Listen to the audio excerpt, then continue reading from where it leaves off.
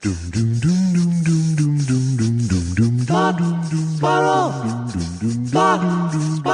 2 Jews, 2 mics, 2 hours, starting now.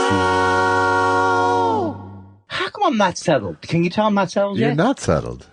You've got spilkas, it seems. Well, because I had a banana. I know what the rules are. I've tried every variation of the rule. Yeah. I've tried eating a caramel at 10:29. Uh-huh. Or eating a caramel after I give it a thing. Uh-huh. Putting something sticky or soundy. Uh-huh. So a banana you can do. If you can get the banana in. What I hated the most was when you started eating bubble wrap. Oh, my God. That was so I mean, when you first played with bubble wrap, you did like it. Everyone loved it, right? For a couple of weeks or months. Well, years, really. Still, Years. maybe. Yeah. Well, it's worn off now with the Amazon era. Because that guy has made it not even fun to do that. He charges for that, or he cornered the market on that. So you're still not settled, is what you're saying. Yeah, and you know what? I don't know about it. Why did you tell me to get this Audible? I mean, I thought if you get audible.com, yeah, you have unlimited. I can read 12 books a month, but you can't. I think there's like a couple of free ones a month is what you get, and then. But I don't a couple of. I don't. Yeah, but the thing is, then I said to myself, as a typical, I don't know what you call this, hubris, ego. It's like, I do about 7 books a week. Since I said that, I'm still working on I'm still on Harry Cohn. Yeah. So you know what I'm saying? There's not like it wears off. It's like a gimmick. It's not. I don't know what you mean. It wears off. It's not. It's not. You know what I'm going for? I do, but it's not. Why not? Why shouldn't I? Well, okay, I think I can do obnoxious things real quick and get away with it, then you won't be mad. All right. They look like dress pants. Wow. It sounds like something has happened to me, like as my. Yeah, there's like the casual observer who came upon you doing that would not have any idea that there was anything Australian involved. Why would someone who was the casual observer come upon me? Where are these people who are keenly observing me? What's the deal? There's That's Seinfeldian, right? Soon there will be, and they'll be behind glass that you think is a mirror. I have a. Oh, you say it like that, it sounds terrible. And yet you won't be able to look away. Will I be able? I want to ask you this: will I be able to, when I'm in the home, have voiceover? You know, if I want to give voiceover, you see how my voice is going for my voiceover work? Yeah. Can they have lessons and things? Well, they'll tell you you're doing voiceover work. They can keep you busy for like 3 hours that way. Honestly, I have to tell you something. That does not sound terrible to me. I understand. Who gets hurt if I don't know? Hey, Josh, did the new Bob's Burgers come out? There's a whole rift in the Alzheimer care community between, just yes-anding Alzheimer's patients, if they're right, or keeping them tethered to our reality. I thought they gave up on that one. More and more, they're giving up on the tethering, and more on the they're going. It's Tuesday. It's Tuesday. I told you 5 times. It's Tuesday. It's Tuesday. How's that working? My father-in-law just was like he was an engineer, and he could not get past trying to explain reality to his Alzheimer's wife. He just couldn't. That must so have been hard crazy for him not to try to put logic back into her.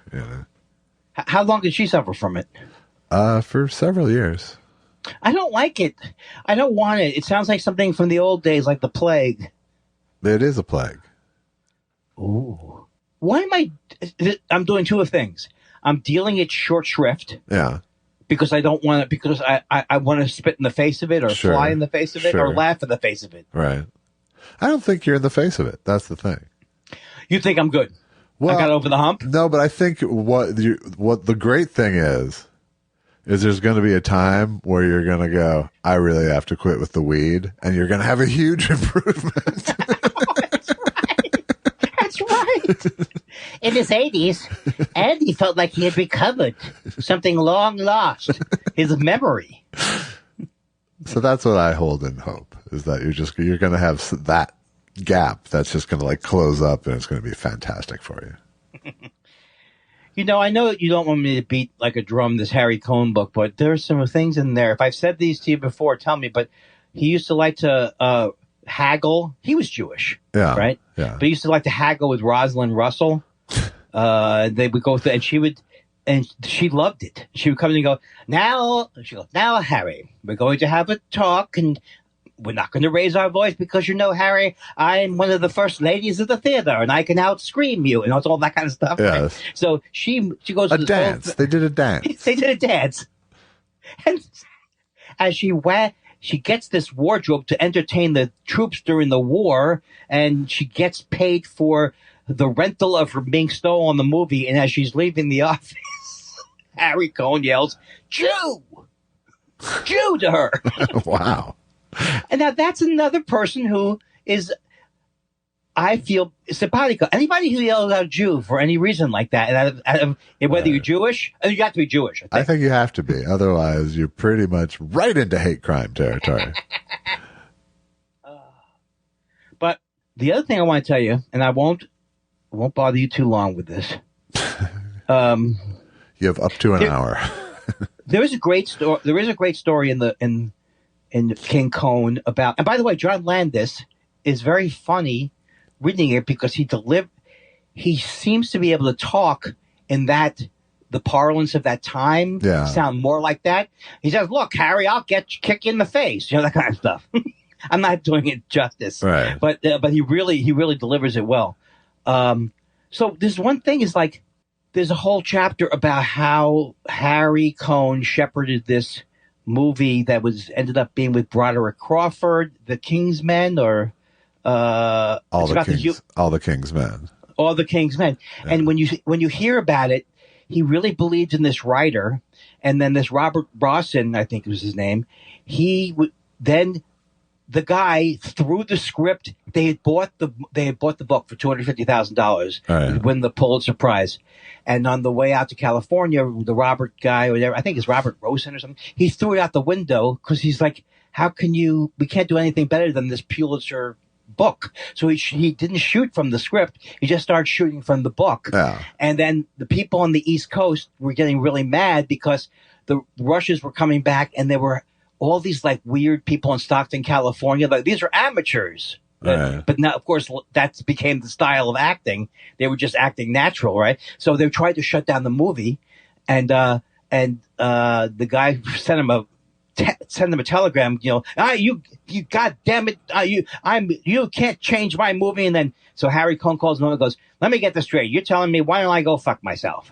And the guy goes, "That's exactly what I'm telling you." Harry goes, "Finish the picture. And it was like all of a sudden this 1 year thing where Harry said, and then at the end, it won the New York Film Critics Award. And so I said to Harry, let's put it up for the Academy. I will put it up for the Academy Award, but we're not going to be, no campaign for it. And it wins the whole thing, right? And it's like, at one point the guy goes, "Yeah, I want to hire this guy to direct the movie." I wish I could think of it. I think it's Rosen. I want him to direct the movie, but can I see the thing that he directed first? And Harry goes, "Fuck you, go fuck yourself. I took a chance on Rosen, and now you're telling me that you don't."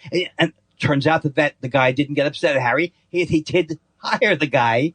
So it was just like, it was this 1 year thing. But what it introduced was a whole, if the book's right at all, a whole period of more realistic films at Columbia, more realistic films in general. Yeah. So it really was like that. He did have principles, just very strange principles. You know what I mean?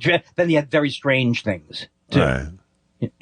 I don't think he was a womanizer. I thought he was a womanizer, but I think I'm mixing him up with the Warner Brothers or something. But he really wasn't so much that. Yeah. Anyway, you don't have to get the book now. I didn't feel like I did, but All the King's Men, great movie. Broderick Crawford, great. Oh, they didn't want Broderick Crawford. Yeah. I mean, he wanted them. He had gotten Broderick Crawford. That was what broke him out. it was Harry Cohn and the guy fighting for Broderick Crawford. And they're like, no, go for Spencer, whatever, not Spencer Tracy. Go for somebody who was more recognizable. Right. And Broderick Crawford won the, So it was like one of those things where everything, not conspired, the fact that it was not, the fact that there just couldn't be that many hands on a project. You know what I mean? Right. So you could say Harry goes, if it was a committee thing, they could have stopped production. And Harry had no idea what he was shooting because they were shooting things that were not, they were shooting things that weren't in the script because they were from the book. Right. But it's just, I don't know. It's pretty cool. Makes me want to go into the business. Well, and I think, most of those guys had two sides of their brain. They were businessmen, but they also aspired to make at least high class entertainment. Right. If not art, because they had that competition going with the other studios too. Well, he had it with his brother too. The Warners had, but Jack Cohn and Harry Cohn were like at each other's throats, and Jack was on the East Coast, so he was the money guy. Yeah. Which was what tended to happen. It was the East Coast guys. Right. Like, what are they crazy assholes doing out there? Right. Here's the other thing that was great. The Huey Long part in the movie, it was a novelization of Huey Long. Right. It was and the guy's name is Willie Stark. Uh-huh. Cohn saw some of himself in Willie Stark, and the guy imbued the character with Harry Cohn-like qualities. Like you say, that guy's an asshole. Well, Harry admired that part of it. So it's just amazing to me how, first of all, he had great taste just in general. Like, he did the thing like, read me the whole script. And they would read him, they would perform the whole script for him. He would cry, he would laugh. I mean, right. I don't think that's happening over at, I'm trying to think of a robotic studio head. Yeah. Anyone. Right, exactly. So it's just, man, it does make you want to, also, Harry Cohn was against the blacklist. He wouldn't turn in he was like, fuck this. He wouldn't turn in they forced him to have to turn in people at some point. But it was like, he knew nothing about politics, but he just said, this is wrong. Right. And at one point he goes, he's a Jew. He goes, oh, stop it with the Jews. The Jews have caused all the goddamn problems in the world. I mean, he just was really like gruff and to the point and sometimes ignorant. I don't know if I told you this thing where he's like, this thing needs like something like an old timey type of thing. Like you mean like Shakespeare thing? He goes, oh, you mean like Hamlet's soliloquy? No. I mean like to be or not to be. All right. And he was constantly getting caught like that because he wasn't educated, even though he was a voracious reader and very bright. But he was not educated, and he was so mean that he went into every argument. Okay, Harvard. Like he yelled at this writer because the writer said to his assistant, bring me some coffee, please. And then Harry Cohn showed how he goes to his assistant. You see, he didn't say please. He goes, they don't say please. Yeah, sometimes they do, Harry, if it's not a mean guy like you. It was just like he was so weird that way. He's also considered kind of handsome, which I was not attracted to him. Well, you hate Jews, so. Come on. This is what I fear. Are you going to edit this so I have another anti-Semitic Jimmy Dore-like? Well, he's not anti-Semitic. I don't know what his thing is. He's just an asshole. Yeah, it's just money, but he is money grubbing. He is a money grubber. Boy. Oh, you know what I'm talking about? You can't win. You know what I always say? You can't win. You cannot win for losing these days. Well, yeah. And does anyone know what you mean when you say that? No, but I'm wondering if it's past the time of year. It's really past the time of year, though, where I can do my favorite line. Because I noticed that the weather has been getting 71 degrees. And you notice it's getting a little warmer, isn't that? Should we start earlier in the morning so you can be... What do you mean? Like, what would that accomplish? It'd be cooler, and you could hit your temp. Oh, and I do better with comedy savings time. Have you ever seen my comedy?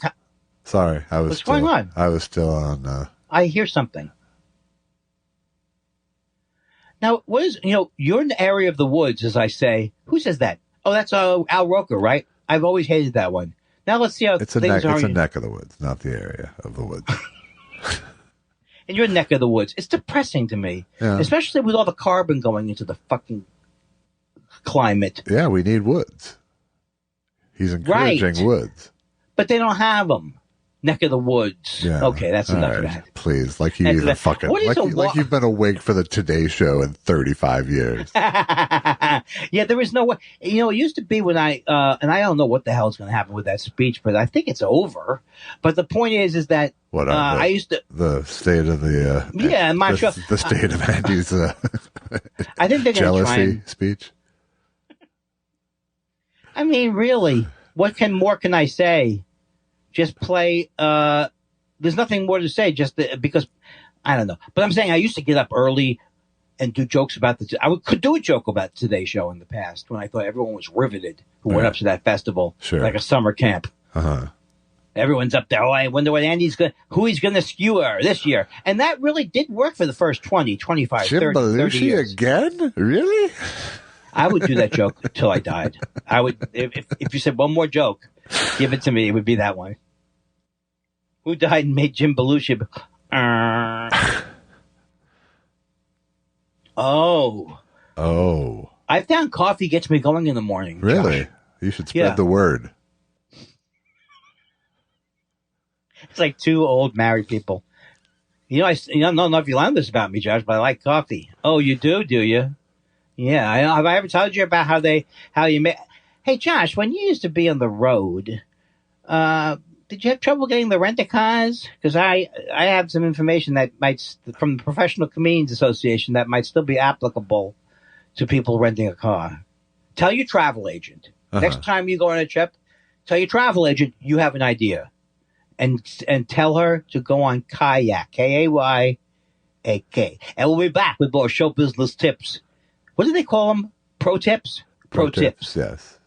Why do they call them pro tips? A pro tip is just a life hack with a job.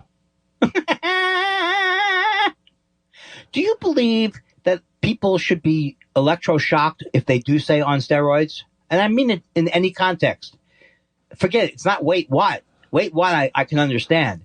But it's like something on steroids. No, I think they should just be prescribed steroids. Yeah, and forced to take them. Yes. Right? Yes. You know what I had my friend had this asthma thing, and they gave him prednisone. It was like a regular drug, but it was like on steroids. You laughed. Oh no, but did, you fucking scum. Did you watch the golf? All you have to know about is the golf is that the live golfer didn't win. That's all I care about. Right. The guy how do you live with yourself? I like they were rebel. To speak. They're the rebel league. Oh yeah, they're the rebel league. They'll cut you up into pieces if you don't have a good year. That's who you're going with, or do you cover up? How do they cover up the beheadings and the things? Do they put like a cover on it, like they Greek it up? Oh man, this is hard hitting motherfucking stuff now. Right? It's hard hitting. Yeah. Right? Yes. I really feel like I could be like Imus in 5 years without knowing, you know? Hey, goddamn kids. You never watched Imus, so you don't know how terrible he was. I know how terrible he was. I was just debating whether you were 5 years away or not. Hey, who do you have that guy who's always Ronald Lester? Some guy, one of the guys that run those racist impressions he always used to. Come on, Eddie. What a horrible! Does that mean that there's a talent drain, or is it just that white people are so privileged that a bigoted jerks, not that funny a jerk, right. He gets a job. Well, it wasn't. Never got a dinner. No, but I mean, I think with the case of Imus, it was just the case he got literally grandfathered into.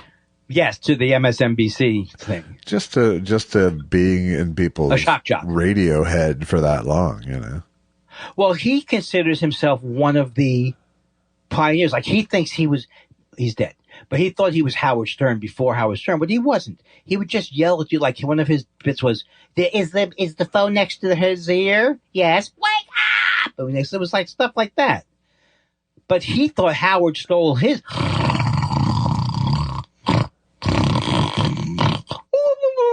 Have you heard me do this one? Hey, give me a little Three Stooges.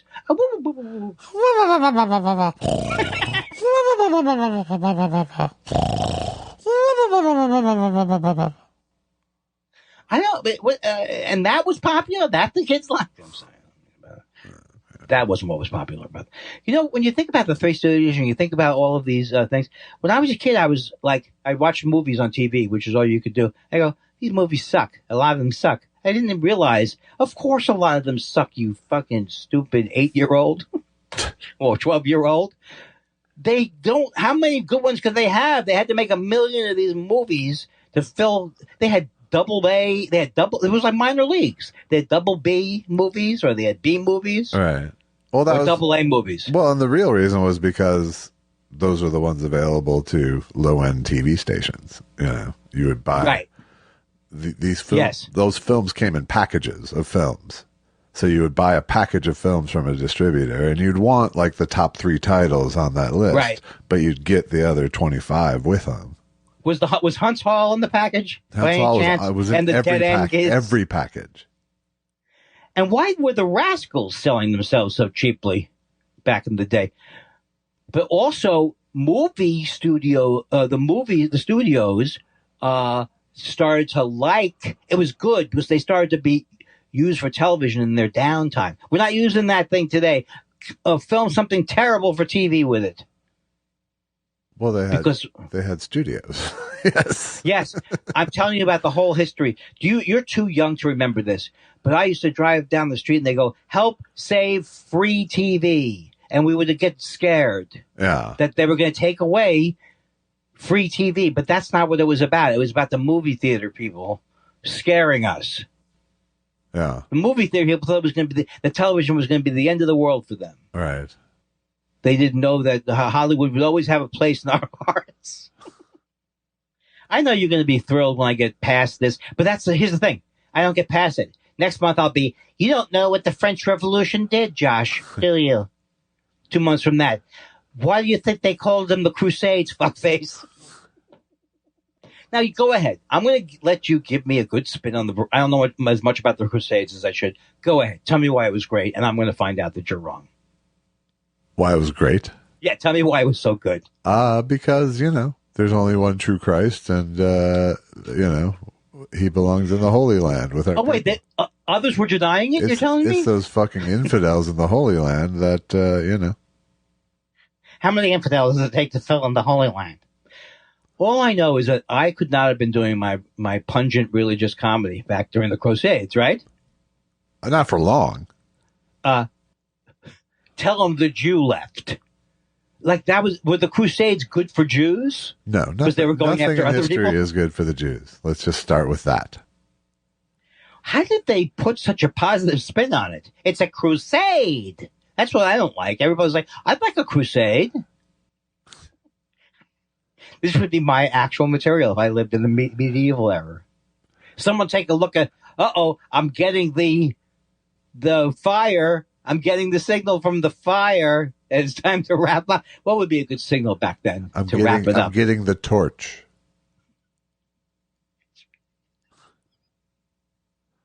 What were torches made of back in the day? They weren't made from kerosene sternos, right? Back in the day. They were not. They were not tiki torches, no. I think it's so, you never would think that the Nazis would be into that Tahitian. Is it Tahitian? Tiki? Sure. Polynesian. The Jews will not replace us. You should try this. It's a pineapple margarita. Oh, I love the white supremacists. It's funny stuff. I saw a Nazi drinking a pina colada at Trader Vic's. His hair was parted. Oh, my God.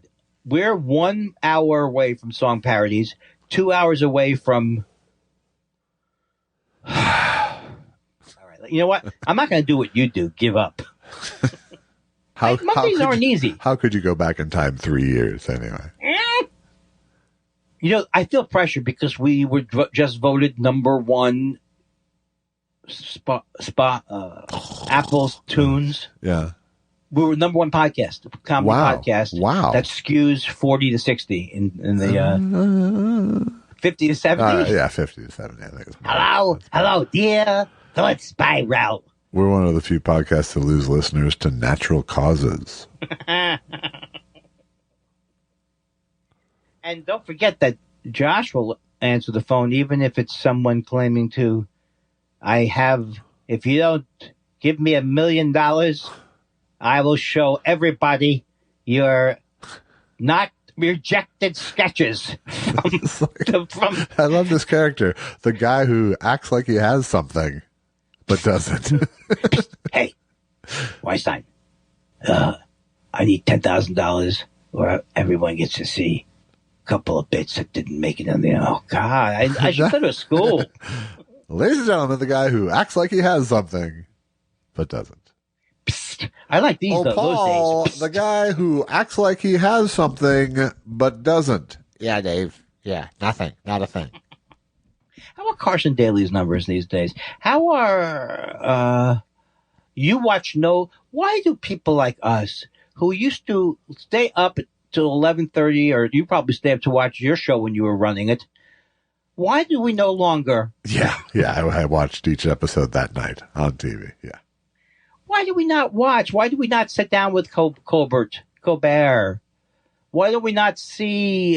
Jimmy Kimmel follows me now, and I just want to say that's the kind of comedy. That's the kind of comedy we would like. You know that's what I do, right? If someone follows me, who maybe in the past I've had I never had a problem with him, more Corolla. But if they follow me, then I retweet every Jimmy Kimmel thing 4 or 5 times a day. Yeah.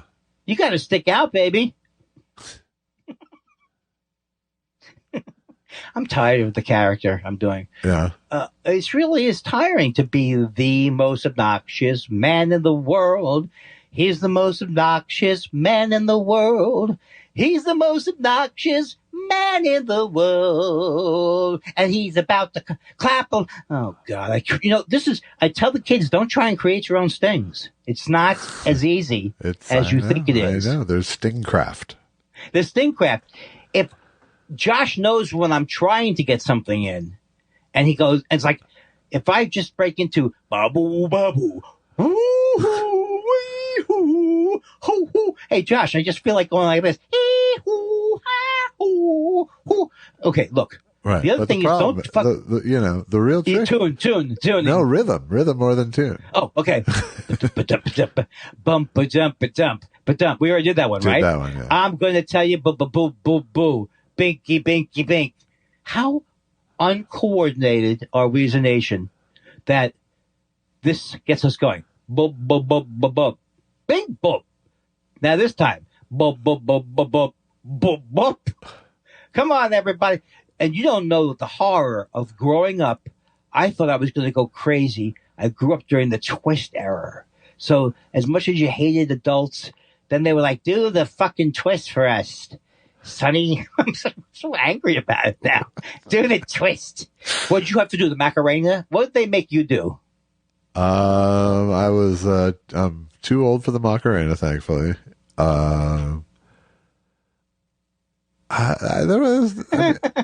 You can't think of something specific, right? The hustle. Oh, yours was get that old records off the shelf. We did the hustle in gym. Oh,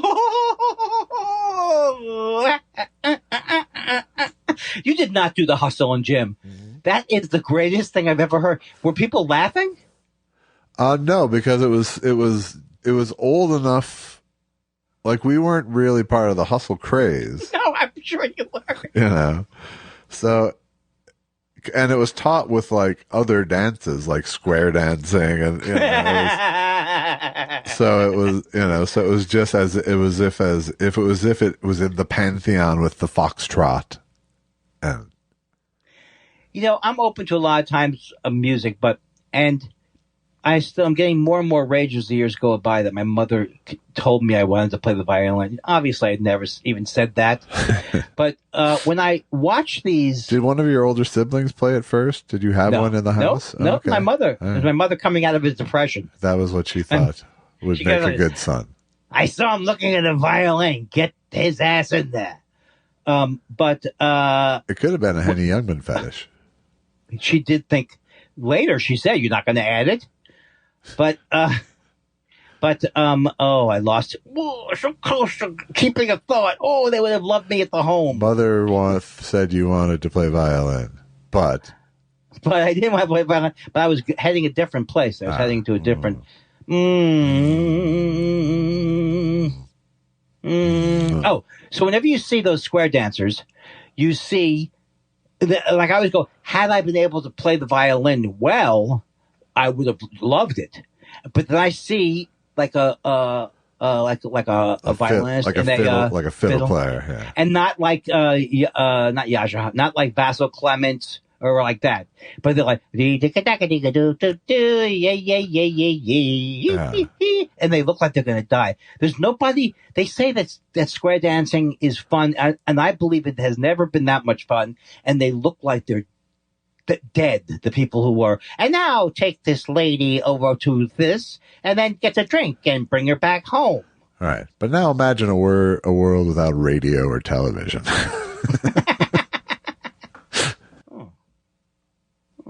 Radio first threatened the movies, and they thought radio was going to, but then the movies had an uneasy relationship. What if I just TV launch into book writing? TV dinners killed ham radio. This is really true. Why, did we have terrible palates as kids? Why would my sister and my brother and I be so excited about a Swanson's turkey dinner? We loved it because our parents couldn't cook very well. No, I liked it too, just because it had compartments and things. That's true. It's true. Do they still make those now, right? Hungry Man's and Swanson's. They do. Can you imagine a company like Swanson's they gave up trying 50 years ago? Hey, we're the Swanson's people. Name me one. That's like the old, just like the.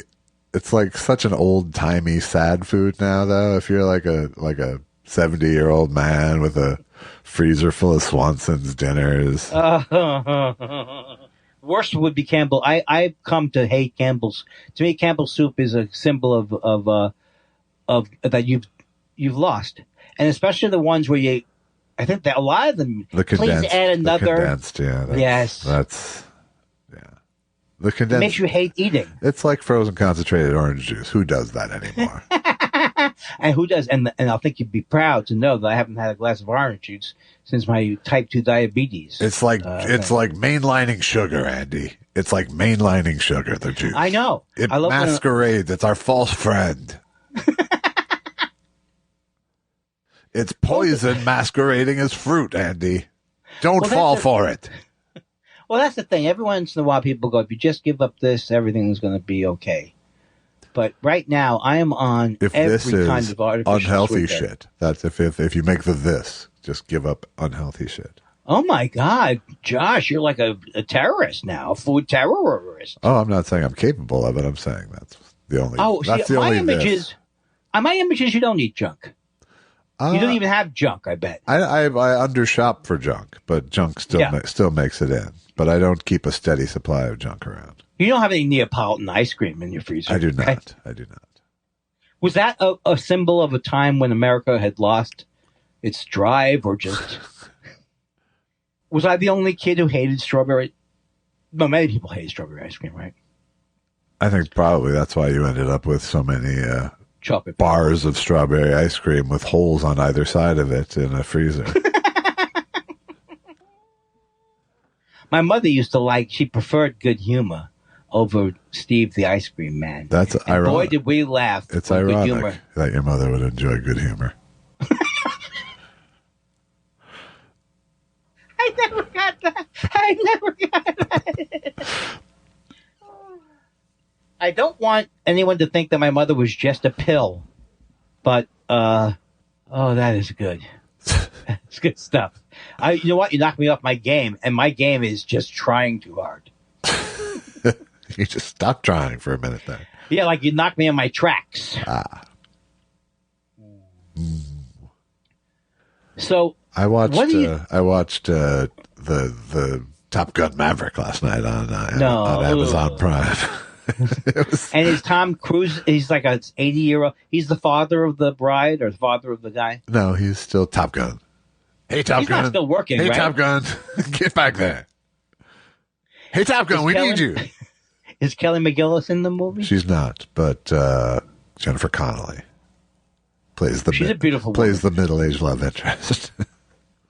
What a horrible, horrible thing. It's really, I kind of get why people were, because of its timing and it being like the first big blockbuster back in movie theaters after the pandemic ended, quote unquote.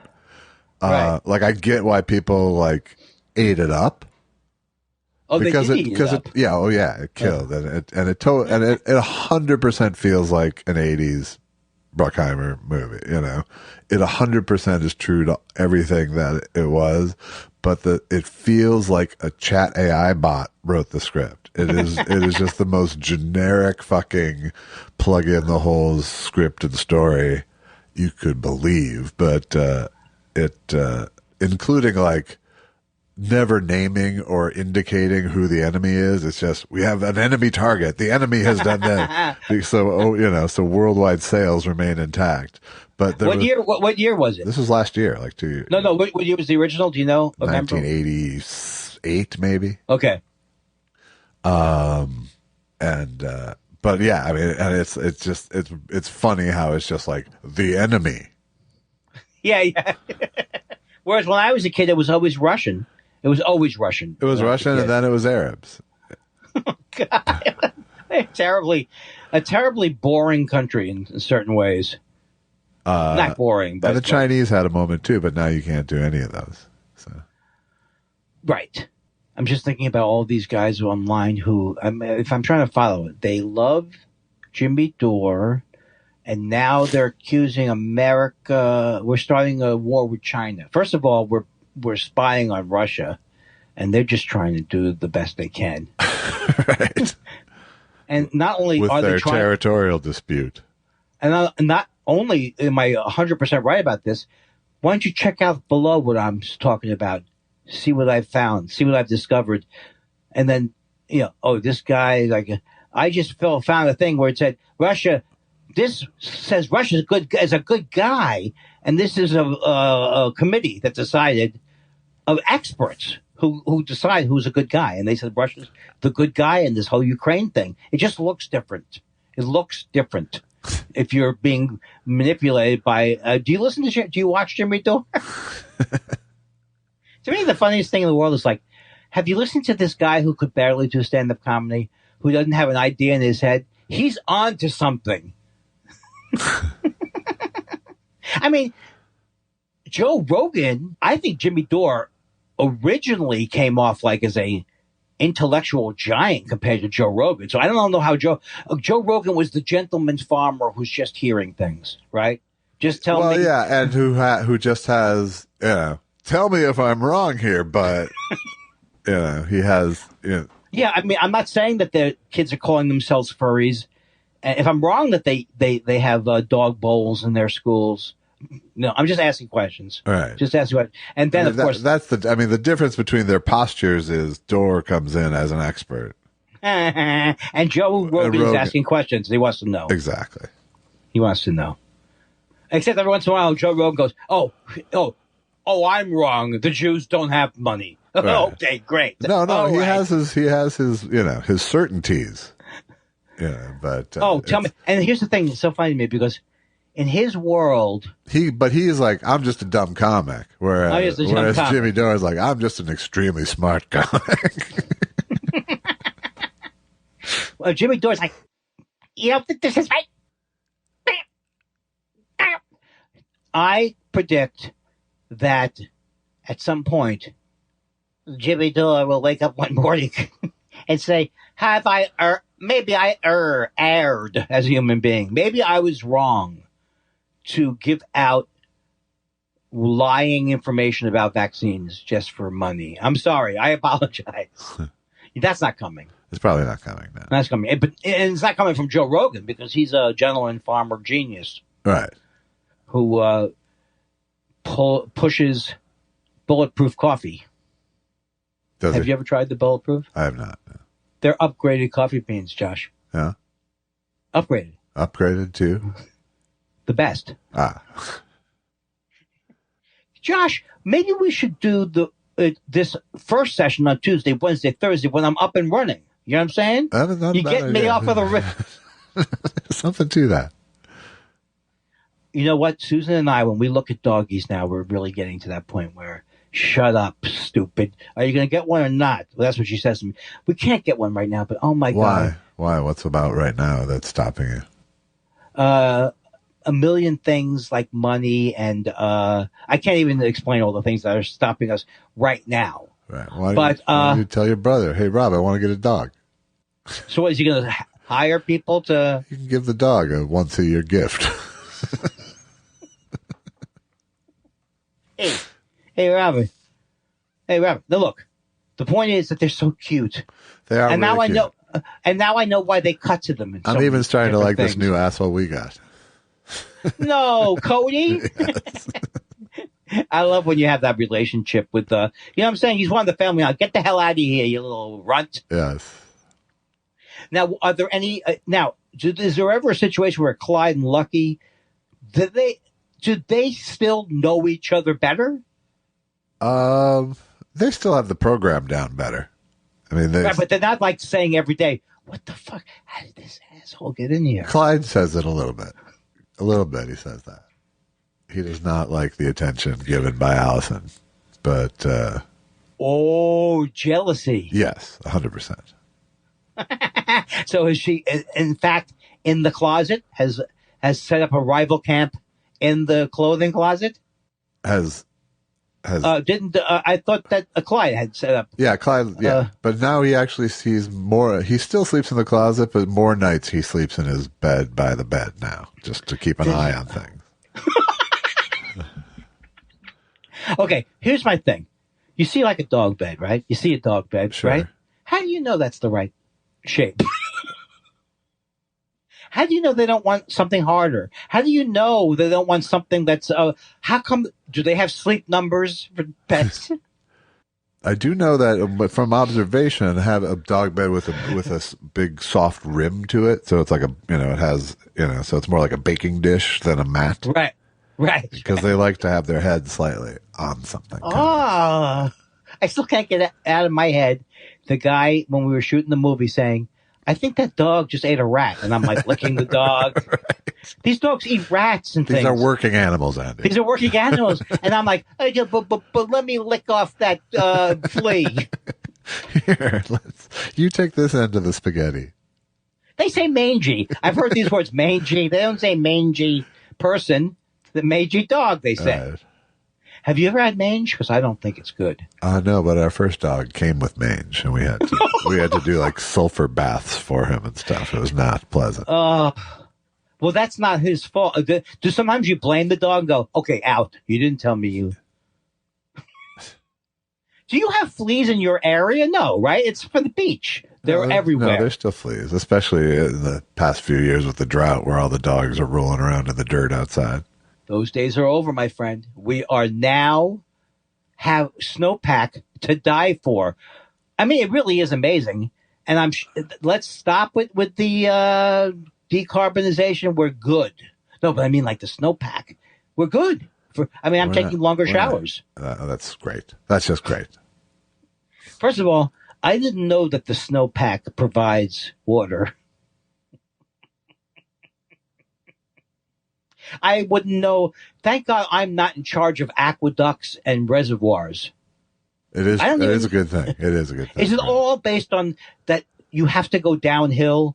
So let's say I want to go from Santa Barbara to L.A. I have to find it somehow. Keep going downhill. Well, the water's not going to flow uphill on its own. Generally, you can pump it up a hill. You should see me and Susan when I try and lord over my knowledge of insects. They're animals, Susan. I'm sorry. They are. They don't seem... They're arthropods, stupid. Oh, you don't... What about exoskeleton don't you get? But you can make the argument that they're still on a different area than us. We don't go straight from insects to small monkeys, and it doesn't work that way. What was my small monkey thing? If we did, why aren't insects still turning into small monkeys? Huh?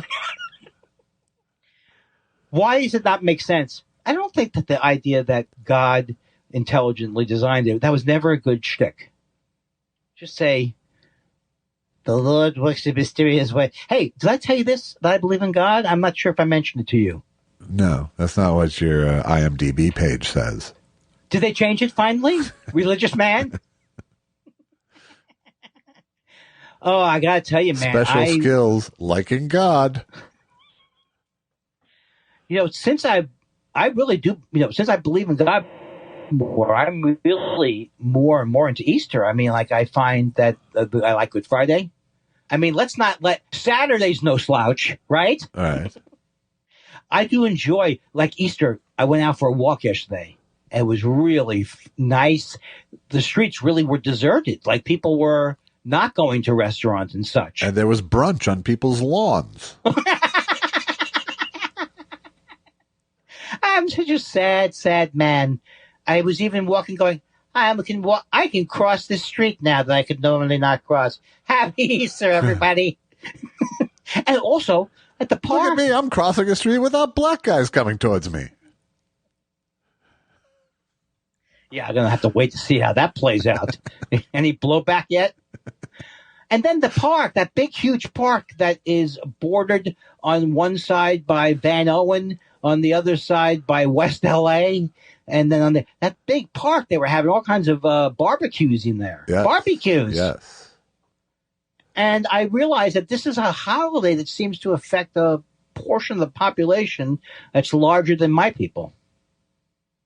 Jews. It's bigger than Jews, even. Don't you sometimes, when someone wishes you a happy Pesach, want to tell them, it's not, that doesn't work that way? Nobody gets excited about, well, I guess Pesach you do, but come on. Chocolate it up. Could you please say Pesach, please? What did I say? Pesach, like it's something. No, Pesach. You keep saying it like it's a piece of footwear. I wear Crocs. I wear Crocs. Come on. Oh, my God. You didn't tell me that Taylor Swift broke up with her boyfriend? I know. I heard that this weekend. Here come some songs. I cannot think of one. Okay, here's a Taylor Swift song. Yeah. Don't give it to me. I'll tell you what to do. Cody, cut it out. This would be me if I was you. Cody, come here. Cody, come here. Genugschön. You say. Why is it that German sounds like English? I've been on. Why? And more questions from stupid people. I gave you a little thing. You were going to call me stupid, right? No, I was going to hang up on you, but I didn't have my... No, because there's still some gems that could come out. It's 10, 11, 26, but we're going... I'm going to boom. Do not any longer want this construction for songs. I don't want boo, and then they go to a... I don't want any 4/5. I just want to stay on the route. Okay. When I first took jazz at Dick Grove Music Workshops, which didn't work for me, yeah, I imagined that I would come out of there with that I would be like the Beatles. Hi, I'm here for jazz. Jazz me up. Can I see the charts? I'll be here for jazz. I'm not jazzing. Why aren't I jazzing? I want my money back. I love the idea that I thought I could make my way as a studio musician in 1978. How many unbelievably great guitarists. This is not when Glenn Campbell started. Well, the other thing is people wait until they're good enough to move to L.A. generally. Not me. You don't move to L.A. and hope you'll learn.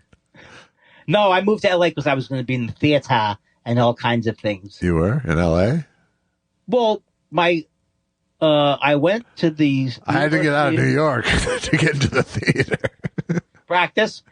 I went to the state school, and my friend who was the director, he encouraged me to move to L.A. That's the reason why I went to L.A. Yeah.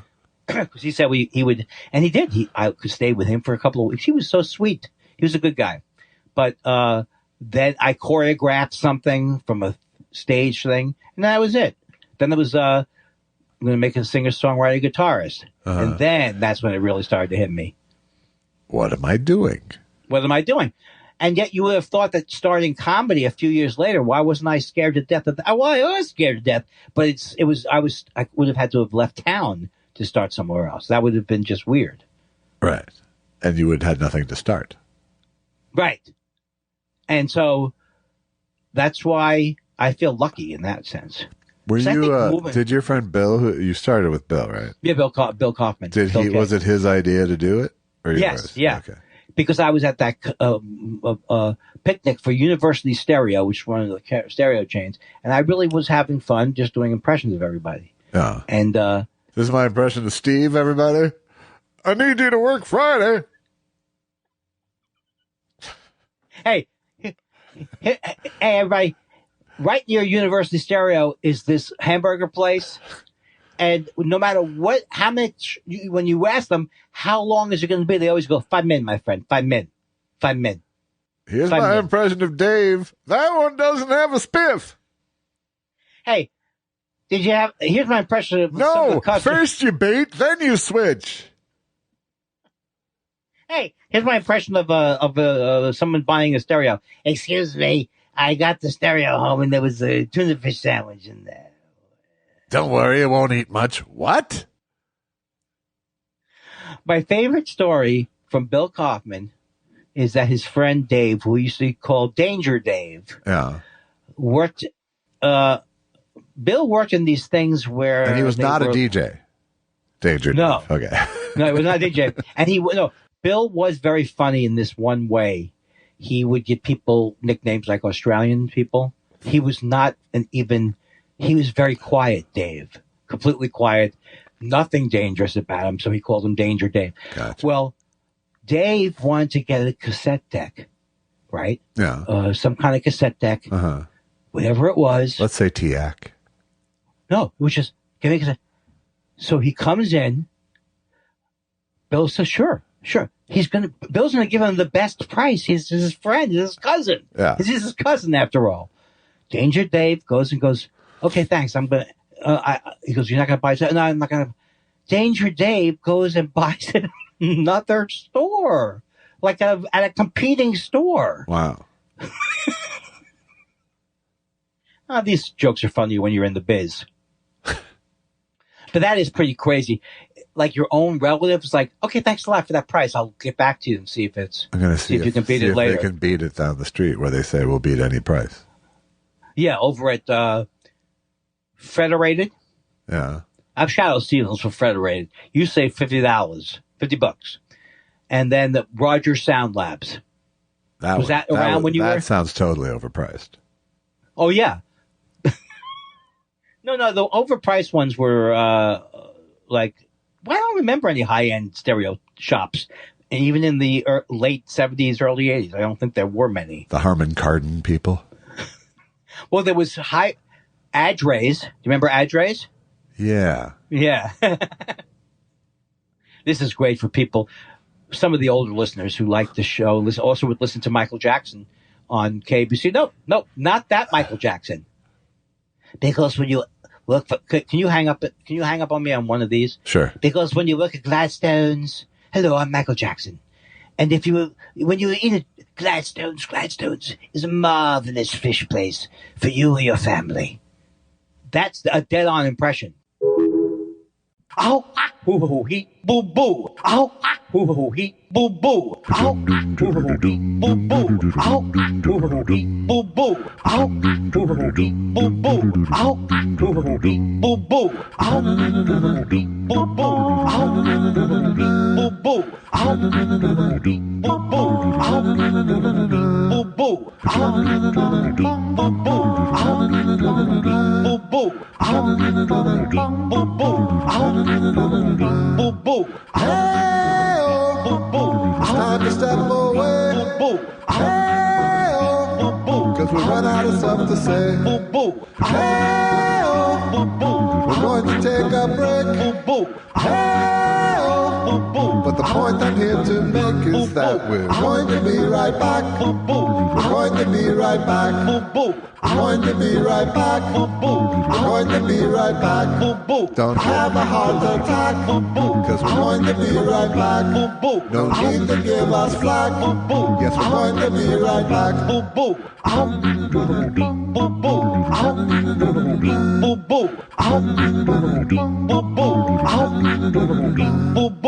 Hey. Hi. All right. Hey. How's it going? It's going all right. How are you? Yeah. I'm good.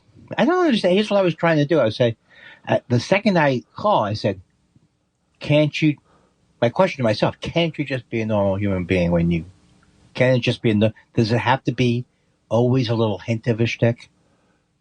And the answer is Seems to be. no. Like even this has a hint of a shtick going right now. If I wasn't know I was being recorded and this could go out to hundreds and this will eventually be like Come on. thousands.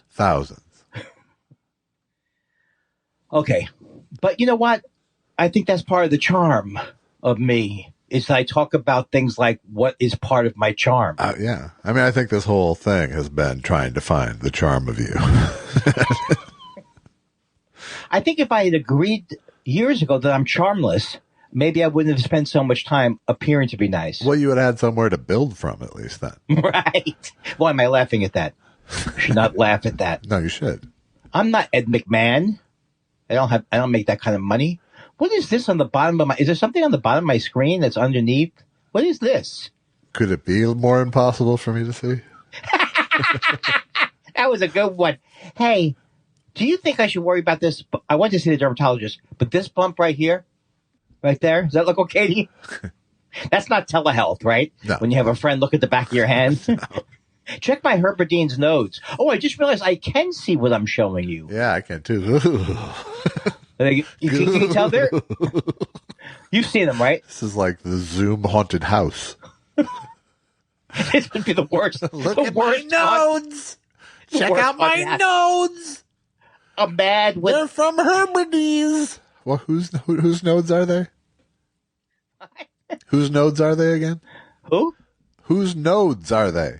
What's the name of them again? Oh, Hebrides. I was just thinking like Everyone look that up so you'll see what I'm fucking looking at. It's not Heberden apostrophe S. I'm good at spelling, if nothing else. And still, I lost the spelling bee because I spelled pasture like Louis Pasteur. People still laugh at me. I do. What an idiot. I come off the stage, probably crying. Yeah. And my teacher's like, "What's the matter?" I lost the spelling bee on an easy word, and I just came from French class.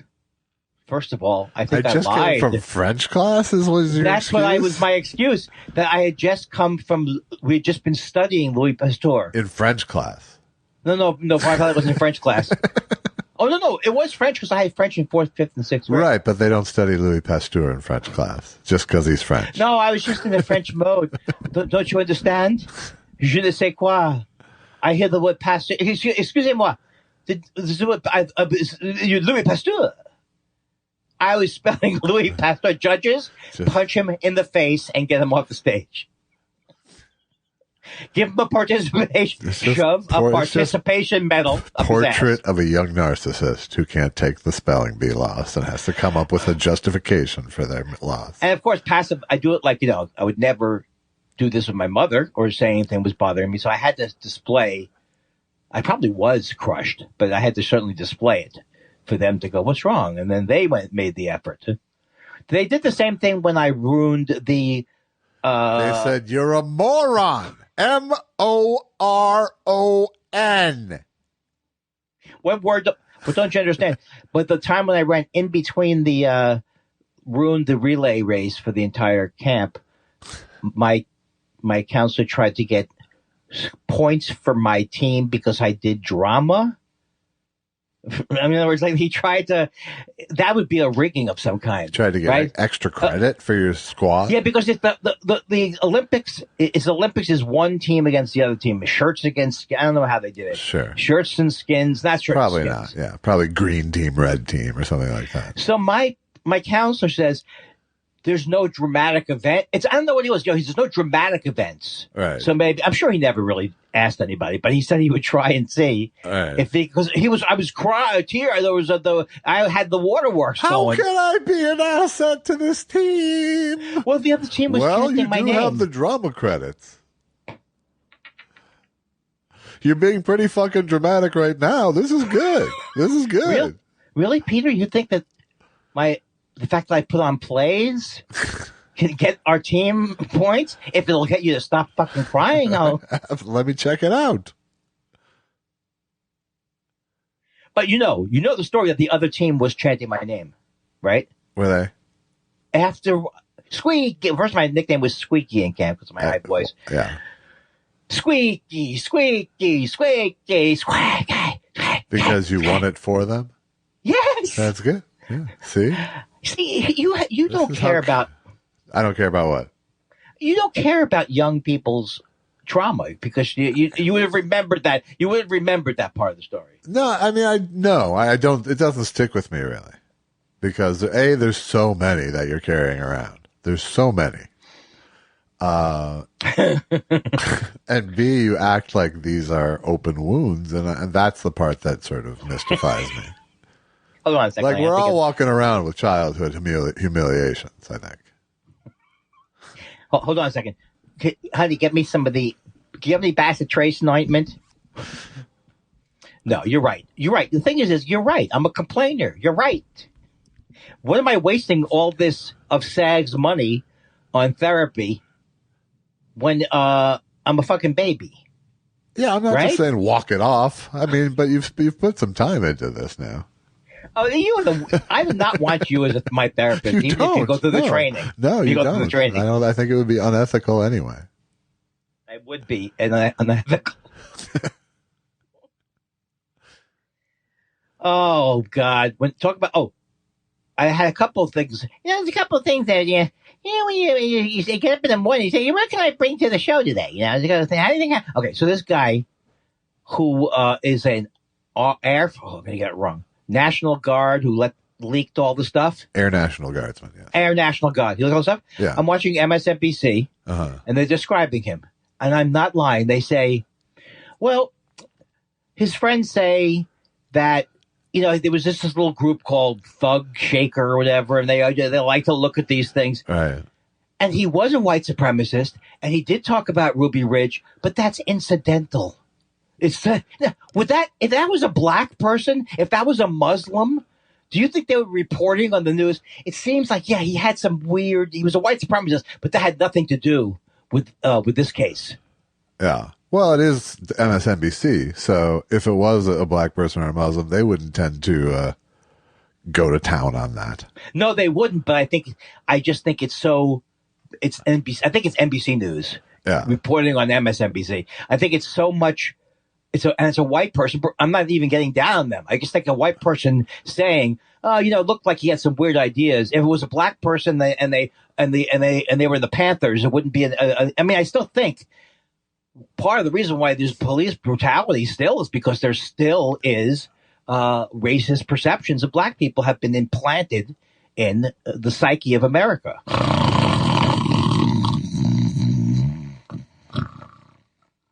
But I just want to be clear, that wasn't me snoring. That was Andy snoring at himself. Oh my God. Oh shit. Did I miss the podcast? Also, I was watching. I think more will come out about this kid.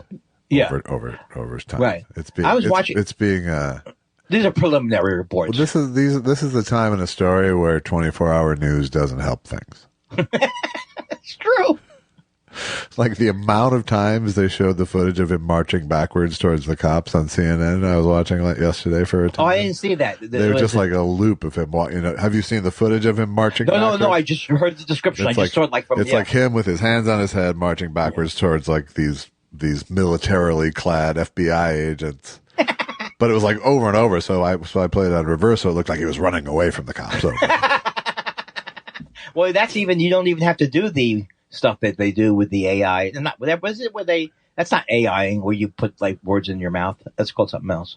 That's deep fakes. Deep fakes, yeah. Yeah. Yeah. So, but I wanted to say something to you. Oh, the sky looks beautiful because of it. Jesus, put me in a black room or something. Two things. You can't play a black room. How's it going? Hey, brothers. Hey, this brother knows what I'm talking about. Hey, look, bitch. This bitch is saying, what?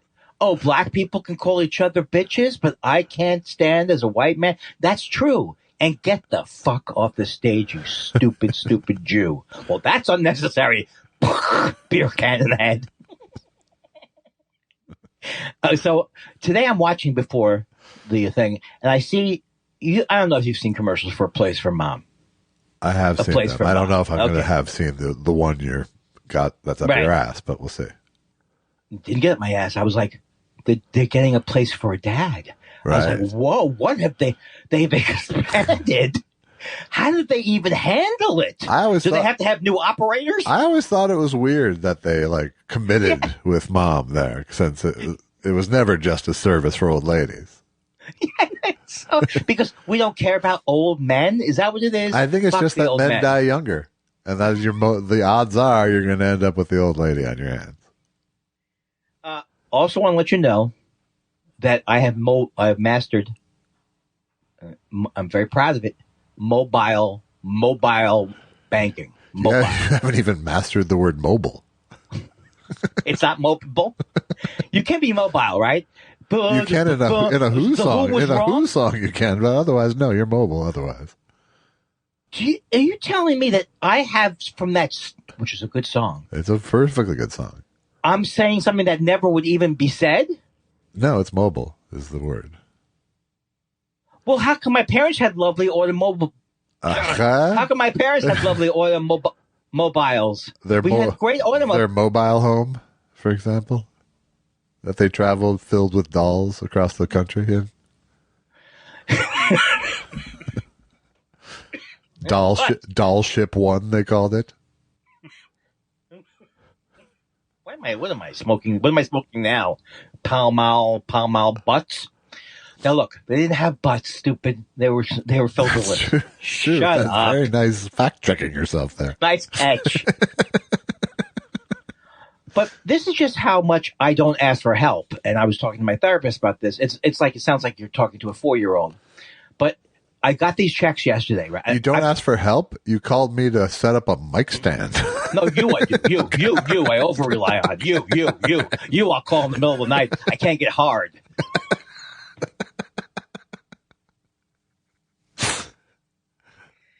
That almost launched me into real laughter. Pelvic hotline. I'm not calling Droopy for help. Oh. So here's what happens. I finished the book by Harry Cohn, and there's something like there's that scene where Harry Cohn, the guy asked him, "You got a nickel for the soda machine?" Right. And Harry Cohn just keeps staring at him. Right. There's just like, where does that come from? You are going to take my last nickel. And I have the same thing because I get these residual checks, like 7 or 8 residual checks.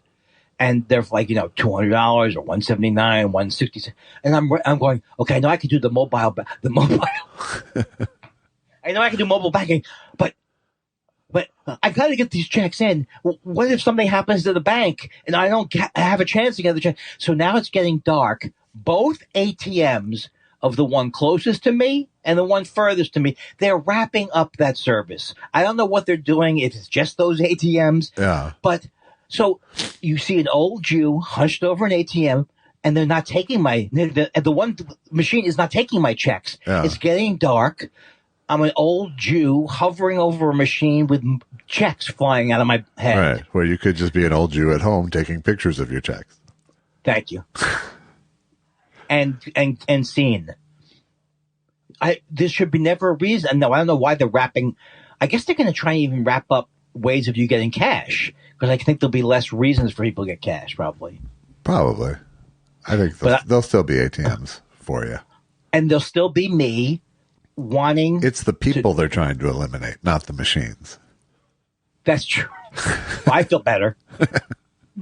But I still want the joy of shoving in a $259 residual, getting all the money back, and going right over to the pot store. You know what I'm saying? This is what it's all about. It's go time. It's not like I'm wasting the money.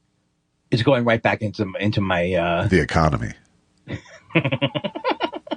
I don't have a problem with pot. And do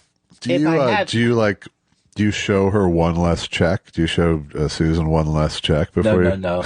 I just hope she doesn't catch it. Come on. She doesn't. It's at the end of the year. It's at the end of the year that she goes, huh, why are you taking $300 a day out of it? Where's $12,000? Yeah, because it's always $400. Why did you take out $400 Monday? Oh, what happened on Tuesday that was $400? It was edible day at the apothecary. How's now? How come it's so quiet at the house today? You just jinxed it. I don't know. But I mean, everybody's getting along because you really laid down the law yesterday. Absolutely. I didn't know that you were like they don't even want to see you. Does Allison never discipline the dogs? She does what's necessary. Why do you have that? Why is that look in your eye? Like I'm going to try to get you in something. No, I was just trying to parse and respond. No, you're trying to politicize your way out of it. If you'd like her to be more disciplining with the dogs. What do I gain from making your marriage? No, the truth worse? is that the dogs flat out don't listen to her the way they listen to me. But that's because I can see it. Because I can see so much of myself in Allison. Dogs, come on, but stop barking. But it is your right to bark. Like that? No, it's much more bitchy than that. It's much. Well, she yells at them, but they won't listen. That's yelling isn't the answer. When you yell at a dog, I found they kind of think it's more barking. Whereas, I see. Whereas if you're in command, right? You don't have to. They go, oh, he's taking care of the situation, and they calm the fuck down. And you know what? Or they just listen to me, or I just have more of an alpha thing going with the dogs. Right, but the thing however, is, they like Allison more for the most part. Yeah, but that's because they get away with shit. It might be it. But here's the thing: the boys both like Allison way more than me. Lucky's with me. Oh, people know that you have a stern hand, but that late at night or something.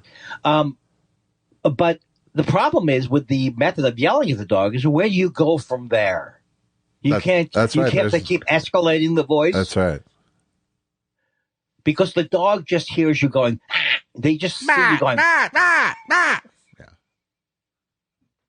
So okay, if that's not really true. They do understand words. They actually do.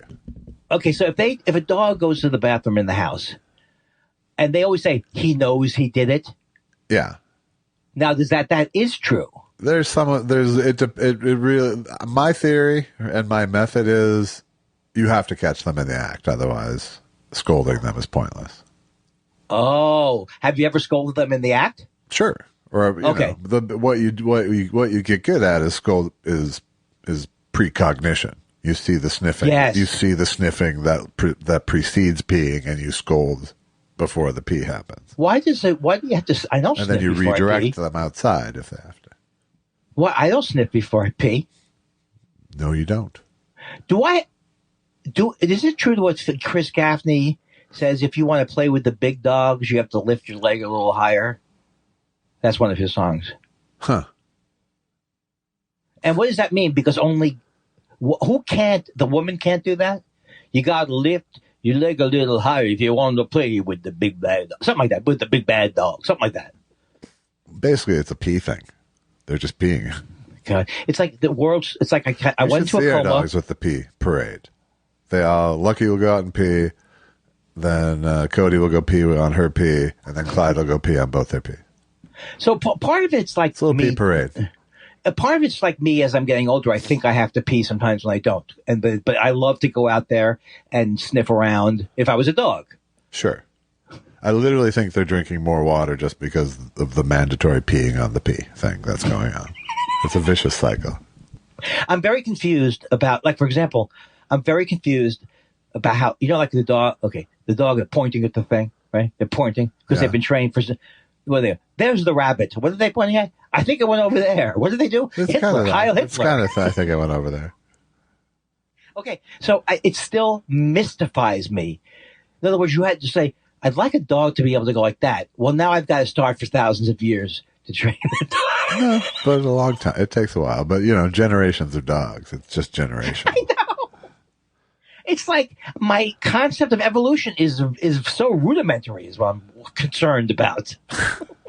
I don't seem to have a strong take on it. Not a lot of grasp, but, there's still time. I'm out. It's time for questions. What do you want to know? We love your questions so much. It's half our show. Half our show. Oh, God, let there be pickles. Let there be pickles. If there is no pickles. Pickles says, whenever I'm down, I think Pickles is from the South. Whenever I'm down, I like to think of a baby monkey eating a cup of applesauce. I defy you not to smile from that fuckface. Okay, Pickles. Wow. Ooh. Wow. Oh, my God. I'm surprised she didn't get a thing from Twitter. Most people don't tweet these types of things. Are you sure? Are you sure you want to send this fuckface? Hey, fuckface, you sure you don't want to read the article about genetic components? Jason of the Terrible Spine Parton says, let's say that John Prine approaches you and is I'm going to say he meant writing, is writing a song about you and your life, but he needs a title. What would you suggest? Mine would be, My Parents Were Right All Along. This is Jason. That was his, not mine. Oh, mine would be Angel from Queens. Get it? Angel from Montgomery? Angel from Queens. It's bad. When you have to repeat it, it's bad. Also, I'm pouring coffee. My first question is, John Prine, you're back from the dead. How did that happen? Well, he died from COVID, sadly. Yeah, about 3 years ago. But and I was really just buying time to try to think of my title. It would be Fat, High, and Happy. That's what it'd be. Fat, High, and Happy. Woo! What are you, Ted Nugent? Paroche is on fire. Did you notice that he named himself the Peruche, though, now? Just to be... I just saw that. Pretty good, the Peruche. He's good. And he's also has more free time now. Whatever he was doing the last few years. The Peruche says, speaking of one-man video games and flash cartoons, is there a video of the Naked Trucker animated show? Boy, wouldn't we all want to hear Andy as El Diablo? You're the devil? No, I'm El Diablo. What is that from? That's from the voiceover I paid you to do, but never made the cartoon of Naked Trucker. Oh, so it is something I said. El Diablo. Yeah. You never got the read right. That was part of the reason I canceled. Oh, you fucking asshole. I can see. Hey, easy fuckface. No, I never got to animation because I realized the folly of the project before I ruined the lives of 3 or 4 people. So, and really one guy, a guy named Josh Book, who was doing the animation. He sort of wrote a check his ass couldn't cash, and I didn't want to continue to write actual checks. In other words, he said, trust me on this. I will get this animation done by tomorrow. No, I mean, it's just like he would have ended up, I think he would have done it because he's an honorable, good dude. But he clearly underbid for it, and it would have taken him a really fucking longer time than either of us wanted it to. So because this predated. Sorry. Yeah, this was Flash animation I was doing. But it was just like, I didn't want to spend more than what he said, and I didn't want him to work for what I was paying him. You know what I mean? Right. So I didn't want him to just, have a shitty gig on my behalf. So I just shut it down. Well, the thing is, it predates the Mike Judge shows that I love. Those Mike Judge animated Tales from the Road. Yeah. Have you seen them? And I think it would have been a better way to do Trucker animated. I think it would have, because you could have really fucked around with the personalities between them. Well, this didn't even involve Keckner. This was So I'm saying cut him out of it. I did. I'm sorry. Yes. Oh, this was not with him at all. This was was this the Wandering Jew, or am I mixing everything Naked up? Trucker. Oh, okay. But he was gone at that time. No, it was just they had done like the show. Well, I don't know where. I might have even been before the TV show. Oh, okay. I'm pretty sure it was before the TV show, but it was like a separate. It was T-Bones was Keckner's character, and Naked Trucker was Dave's character. Yes. And they both had those characters before they came together and did them. So. Oh, okay. They melded them pretty good. Yeah, no, it was a great show. It was a great live show and a not so good TV show. The Perush comes back to say, no. Yeah. Yeah. Can Andy draw how he encountered the two gentlemen on the street when he did the loop? I didn't get it. Perush, I'm so sorry that I will draw a thing of it. It's like he steps off the curb and creates a wide berth for whoever he's coming to, like it's still 2020. And they were 10 yards away from me. Yeah. So I see it really looked like White Panic. Yeah. It looked like White Panic. Yeah. And then I go by them like just as if I'm in the street parallel to them, but I come back around to a just behind parking.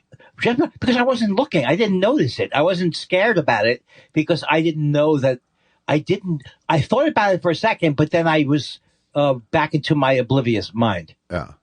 And then they were waving, and then they were smiling. So they went through all of these things. Either they went through these emotions or they didn't, but I wasn't involved. I'm more like they didn't, but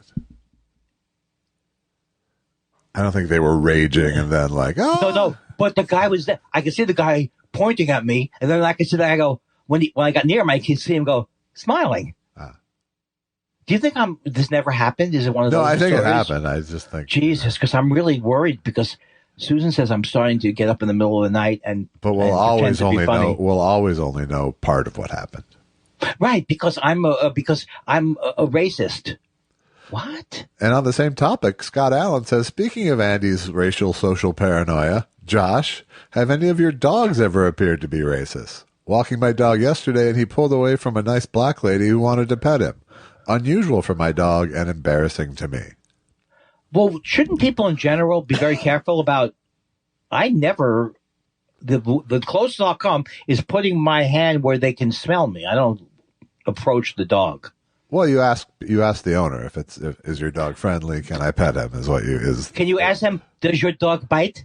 That is not my dog. My dog has no nose. Do you know that from the movie? Yes, of course. How come I've never seen the movie? Why would I laugh at it though? Is the thing. It's not that. It's like you're supposed to go, wow, Andy, your knowledge. Deep cut.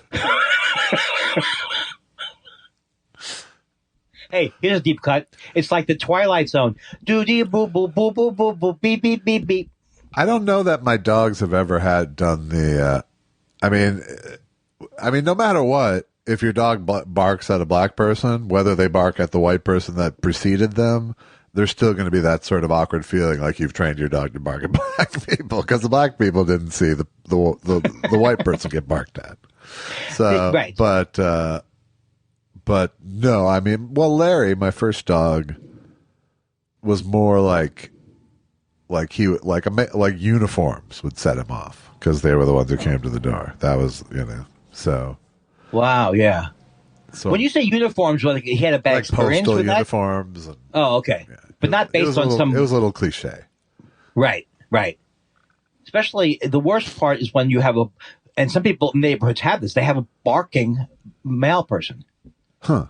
And that's the way they get attention. Wow, that was half a joke. Thanks for the thank you. I thank you for that. All right, why don't you ask a question? Oh, you just did, right? Sure. I'll do it again, though, since you seem off your game. Okay. BD West says, guys, yesterday I noticed a download in progress and was horrified to see that Netflix was force-feeding me Murder Mystery 2.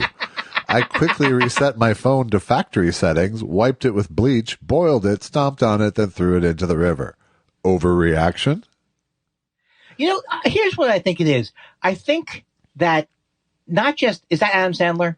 But putting aside as Adam Sandler, I think you feel as an audience member like ripped off when you can see something so formulaic.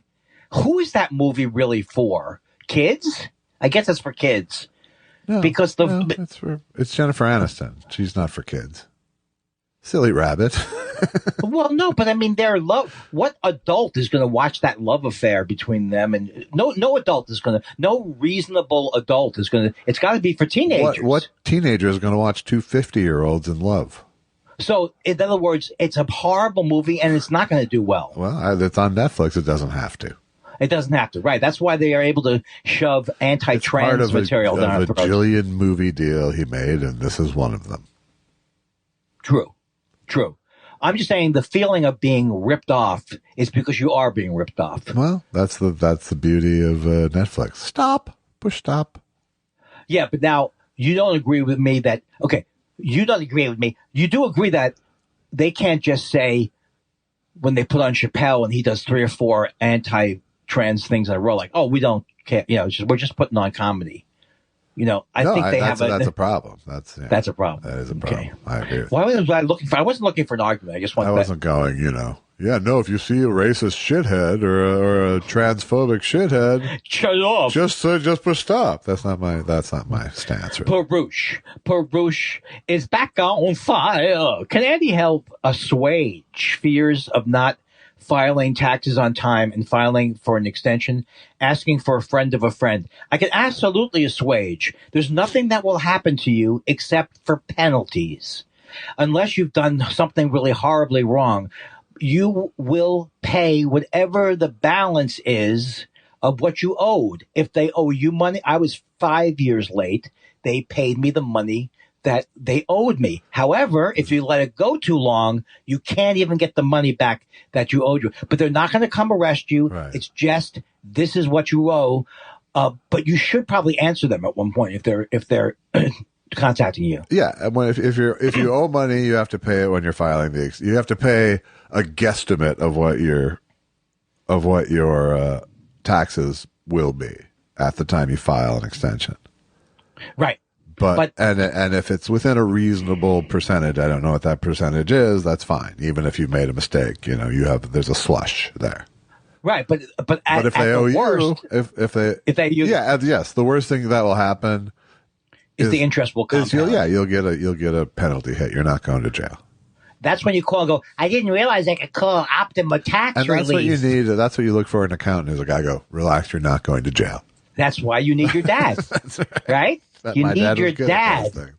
Perush, I love you, but 4 questions is a little much. No, come on. I'm going to indulge this one, but 4 questions in a week is a little much. Spread them out a little. Wait, he's back.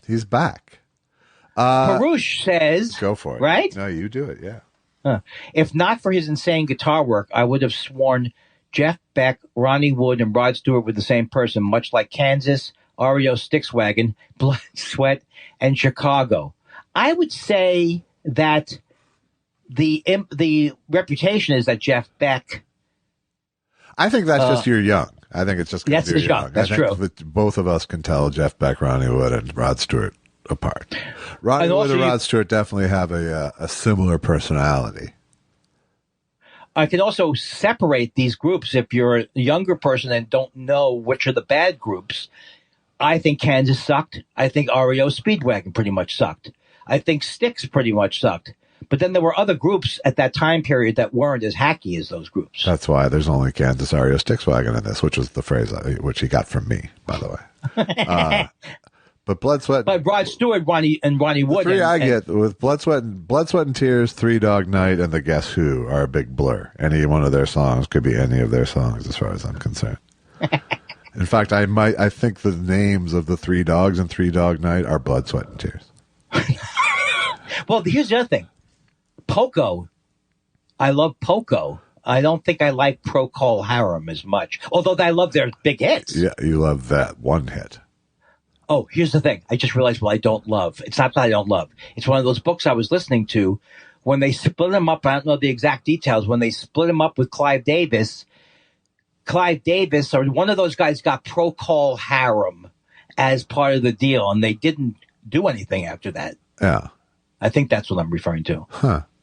You referred to it oddly then. It was very oblique, that reference.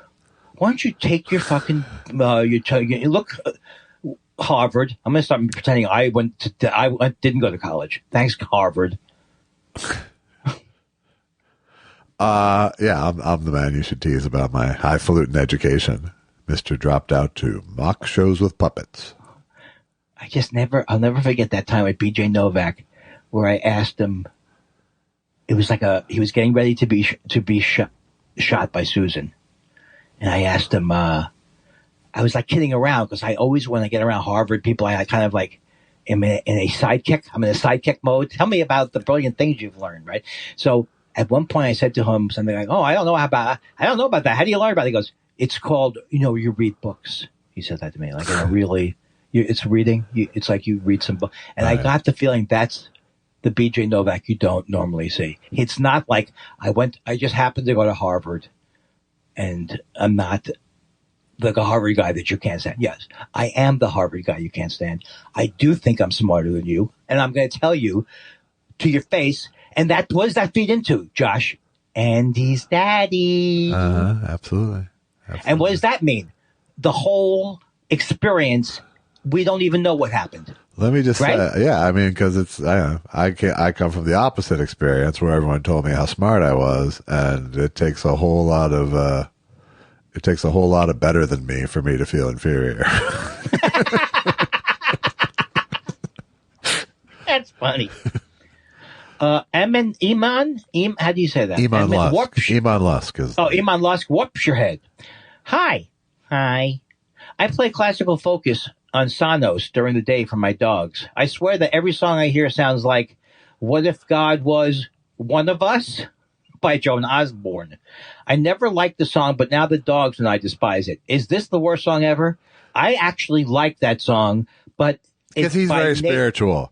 He's spiritual, okay? Did I tell you I believe in God? Yeah. It's come up. No, it's one of those songs. Did I tell you God said to stop? Hey, God said to me, hey, what if I'm not one of you, asshole? What if I'm not one of you?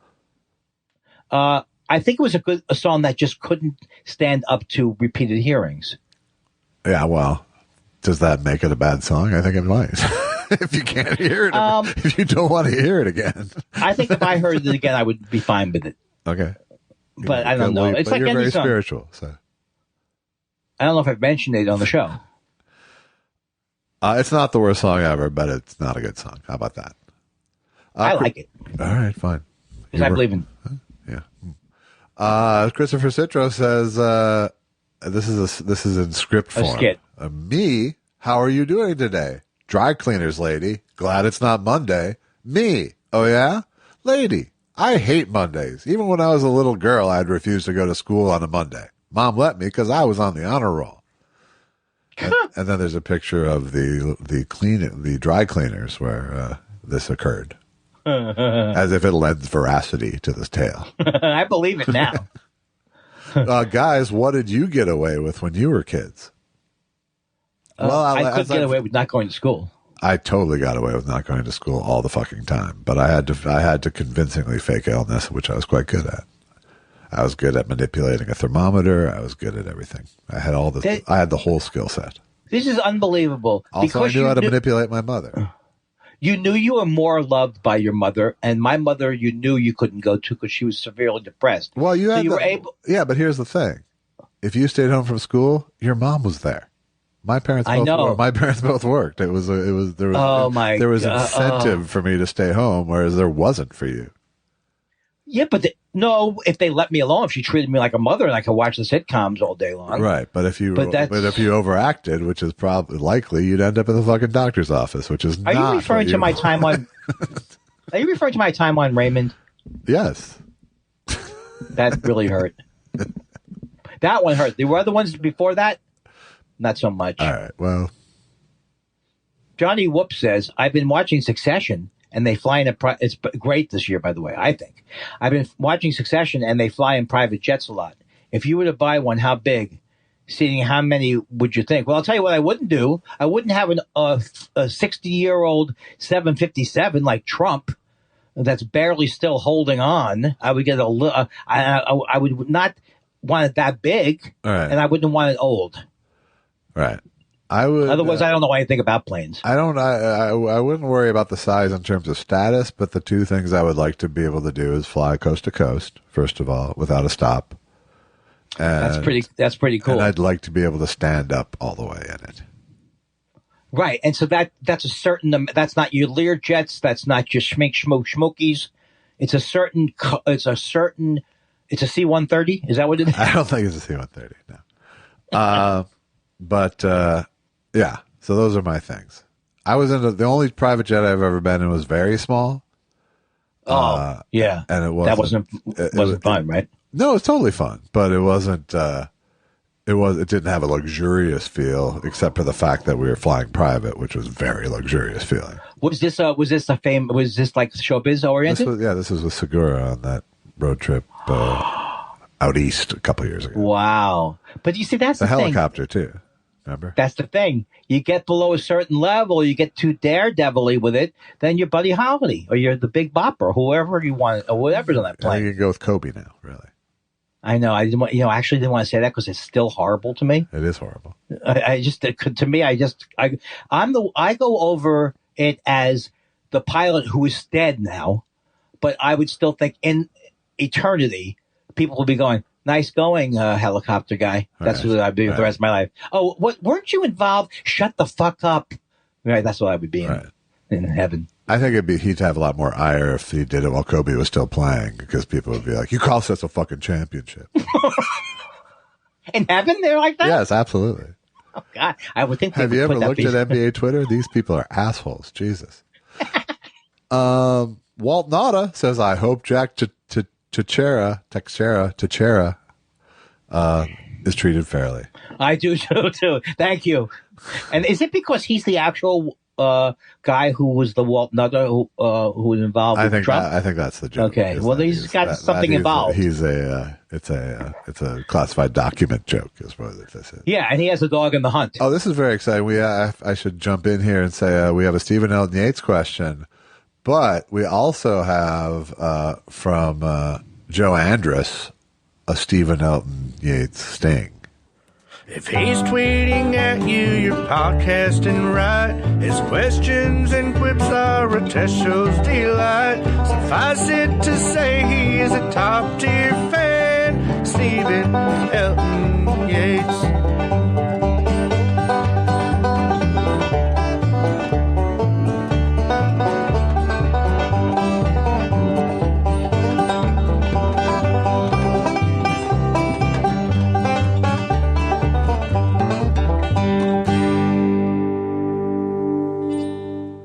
So I'll play that here. Oh, cool. I liked it. Stop acting. Yeah, don't. But you'll hear it. Yeah. You'll like it. I'll send it to you by the time. Beautiful. Thank you, Joe. I think, and Stephen thanks you too. I'll tell you right now. Stephen thanks you too. Okay. He says, hey, fellas, which of these have you attended? MLB game, NFL game, NBA game, NHL game, NASCAR race, other live sporting events. Wow. I've been to everything on that list except NASCAR. Same. I've been to auto races, just never a NASCAR race. Wow. Was it fun to go? It was kind of fun, kind of dirt tracky. Yeah. What do they go with? These people go where they, they're not funny cars, but they wreck them and the kids love them. What is that? Demolition Derby? Yeah. How do you, I went to one of those when I was a kid. Yeah. It did not excite me. No? It was like this very noisy. It's very noisy and very crashy. Yeah. Is it maybe the robots are more fun, right? When the robots fight each other? No, I don't know. I kind of like it when people are at stake. I like that too. A third Jew says, coming out of Passover, or as I like to call it, Pesach, as I write this, I was wondering what your favorite Jew food is. Not Passover specific. Are you Kugel men? gefilte fishes. Something more esoteric like a tzimmus or a kishka. What no doubt carb-heavy food of our people speaks to you most? I read that very well. I'm very proud of myself. You did. That was great. I love a knish. I like. I like a savory noodle kugel. I don't get excited about it, but I like I like it. I like a potato kugel. I like matzo ball soup. That's me. I'm just going, when you keep naming, I'll say other things. I'm good with a kreplach in my soup too. I like kreplach. I like pastrami. That's not Jewish food? It's Jewish deli food, yeah, sure. As long as you don't have cheese. As I don't have cheese on it, then it's a Jewish food. Ooh, I like the stuffed cabbage a lot. Yeah. You don't? Prakas, I think, is the Jewish word for that. Oh, I didn't know that. Yeah. I don't like the stuffed cabbage so much. I don't like stuffed peppers. I don't. I like a good chopped liver sometimes. Yeah, I do like a chopped liver. My dad made good chopped liver. So yeah, there's a lot of them, but they're all, there's no flavor besides salt and onion in any of it, really. But oh, I love potato latkes. Potato latkes is another good one. Another good one. Hamantaschen. I don't even know. Is that like a fig Newton? Well, except not with figs. Yeah, it's the three. Yeah, the triangles with the fruit inside is for. I probably see. That's the thing. Most of my experience with Jewish baked goods is bad. Most Jewish baked goods aren't good. The shortening, but if you get good because they don't use butter a lot of the time. They use different shortenings. So. But people like that. What's the one? Fat, which is weird. A lot of schmaltz. What's the one from the Seinfeld episode that they're fighting over? The babka. Okay, and that can be good, or we don't know? I like a chocolate babka. That's not a bad. I got one from Katz's Deli in one of the deli packs Allison bought me, and it was good. It's like a breadish cake kind of. Right. I don't like raisins. Just want to let you know that raisins were the thing. Babka seems like a place that raisins would pop up quite frequently, but not in the one I had. Andrew Coleman says, what confuses Andy more, references to Star Wars or Star Trek? I think Star Wars. I think I know. Yeah. I know less about Star Wars, and a lot of people want to know less about Star Wars past the first 4 movies anyway. 3 movies. Yeah. 3 movies I'm familiar with. Yeah. Star Wars. It's a bigger universe now with the whole Disney Plus stuff. I liked, again, with the Star Wars. Remember, that was a good movie? That was a good one. And The Empire Strikes Back, finally. You liked it, the Star War. But Star Trek, I watched. I watched the first ones come out. Yeah. So I was like a young kid addicted to them. And then when I went to college, I saw Scotty gave a speech at the school in 1977. Josh? Yeah, sorry. I was just calculating if that was a full 50 years ago. Robert Westbrook, Aircraft, etc., says, what's the attraction for people who both sides our worst problems? Human rights, democracy, economic justice, you name it. The opponents hail from one side only. Is it fear of appearing sycophantic? The narcissism of appearing above it all? I don't know. I think it might. I mean, as someone who does tend to at least see where people are coming from both sides, rather than not necessarily agreeing with both sides. I don't on the big issues such as human rights, democracy. I think economic justice is a blurrier issue than human rights or democracy, because you bump up against the concept of capitalism sometimes. Right. When you're talking about economic justice. But the narcissism of appearing above it all, there probably is some of that, but I also think there's the opposite of that, which is the low self-esteem of being, that's not my pay grade, that's above my pay grade when it comes to these issues. So, or the narcissism of, I don't care, I have my own problems. I think people get into, I think in general, people don't want to rock the boat when it comes to racism and stuff like that. Right. But then there's a whole bunch of people who are racist. I think there's a lot of people who are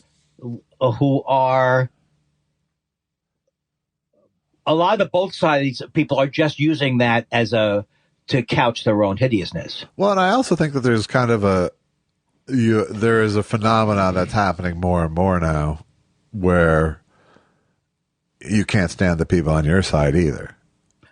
That's the way. I mean, not exactly like that, but that's why Twitter is. It's like I love. I may like Joe Biden, but what's the point of saying I like Joe Biden? Right. I'm not going to say certain things that I know are going to get 45 million people. Well, what's the point in saying you don't like Joe Biden? Because you'll get 40 million things from other people. Right, but yes. So in that way, I'm looking at Twitter as if you went by Twitter, we would be on the verge of destruction of the whole planet. Absolutely. But I'm hoping that it's not, that Twitter is becoming more like a Nazi place because of Musk. Yeah, I think Twitter is less and less of a microcosm. Right. Dan Marsh says, hey guys, which character in a classic TV comedy would you have stepped in to play, and would it have worked? Could Andy have been Horshack? Well, of course I could have been, but no. I mean, I wouldn't want to have been Horshack. I mean, I don't think that's an aspiration for somebody. Yeah, he didn't want to be Horshack. Unfortunately, I look now like Charles Emerson Winchester, but I don't know. Back in the day, who are the good fat guys? I could have been. You can't limit yourself that way. Well, they made you Horshack. I have to. It's sort of a type thing. You're going to ask a comedy. You're going to go, I would have been Dick Van Dyke, I think. I would have been, it's right. Like, I think I would have been, not Danny Kaye. I think I might have been able to be Rob Meathead. I could have been Meathead, probably. I think I might have played Gilligan. I could have done some of the Gilligan roles. I think you could have done a good, fun Gilligan, yeah. It would have been a different spin, but I think it would have been the same lovable bumbling. It would have been more lowbrow. It would have been a more panicky kind of bumble. That's right. If people would they would get sad by watching me get hit over the head. They would. I'm sad every time. A.D. Morgan says, hello and congratulations on Test Show 300. Who knew you could both do this for 10 years? Andy, the algorithm for Twitter changed, and now posts go up if anyone comments, and then the writer replies. A good time to disengage. That's what I'm doing. Of course, I believe you can quote tweet with belittling insults without benefiting the insert racist, Nazi, sexually bigoted here poster at all. So it doesn't mean dropping out altogether. See you all in the car tunnel to Long Beach. I don't understand the last part, really. But I don't really understand this thing. The algorithm for Twitter changed, and now posts go up if anyone comments, and then the writer replies. If you engage them. Oh. So okay. That's why it'll go like something. So answers one by author or something on those. Right. Got it. It's bad. I mean, Mr. Morgan, you're absolutely right. It's going to be over soon. I keep thinking every day it's going to be over. And now I'm going to be over. It's spoutable. Dan Marsh is back to ask. And that's funny. He does a little script for us here. Yeah. Dan Marsh is back to ask. Do you want to read this one? Okay, I'll do it. Dan Marsh says. See, that was all in the question.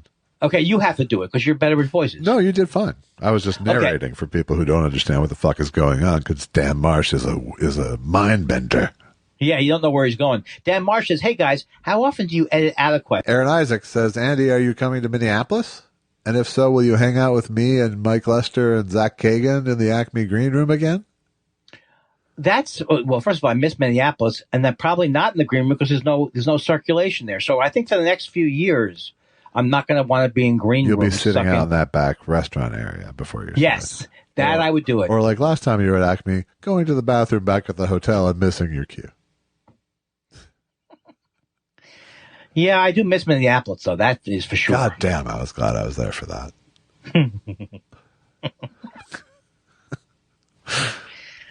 Dan Marsh is back. Josh, can we please get an update on your back, your dog's back, and your new dog? I'm back on the case with my back because it hasn't been improving. I went to the surgeon the other day.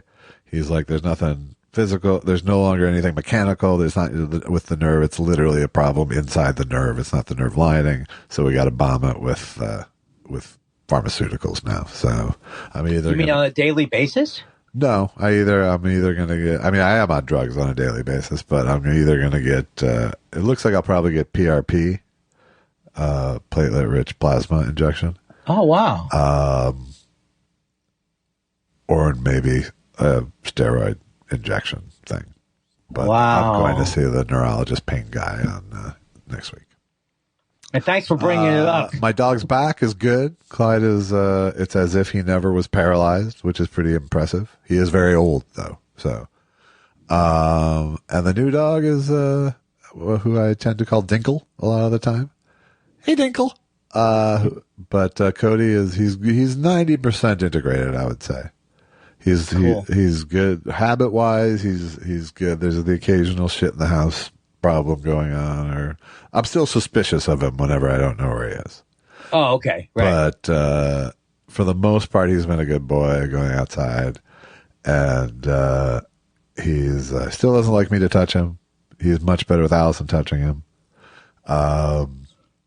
He's pretty funny in terms of being just really grumpy when he's being thwarted or told what, when he doesn't want to do what you're telling him to do. It's pretty funny. And basically obedient. He'll come when I call him, and so he's a good boy. I wish he wasn't afraid of me.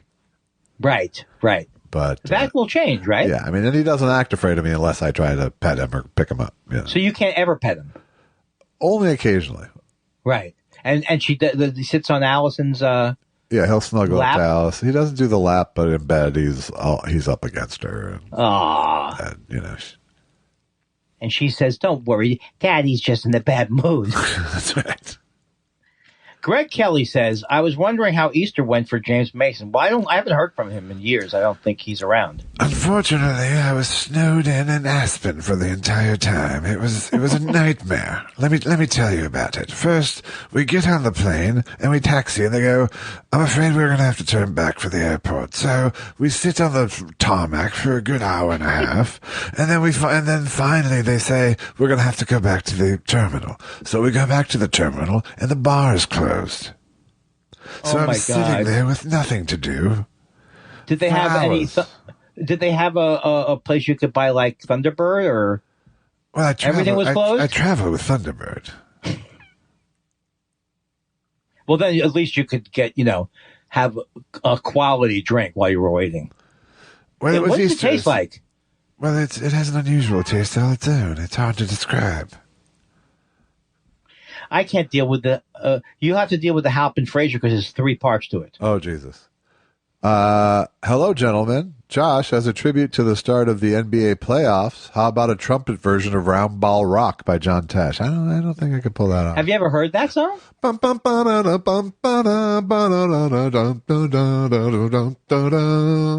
Oh, so he writes songs. He wrote that, the NBA on NBC okay, but most from of the 80s. And didn't he also write ballads too? And stuff like that? Yeah, I mean, he's a major musician, concert guy. But terrible, right? Well, terrible if you hate him. Halpin Fraser says, continues with Uncle Funny. Did you get your hair cut? And are you working hard? I'm hardly working. Yeah, how about your hair cut? I decided to get all of it cut. There we go. I decided the whole head cut. Uncle Funny passed the quiz. Jason Aaron. Hey, are you would you sing Down by the River where nobody can possibly hear you because you're so far away from the house and no one can tell how much you suck? Sure. What key is it in? E. Jason Aaron says, how can I be happier with what I have? I think you have to make the decision. True. That's what Stutz says, and I like Stutz.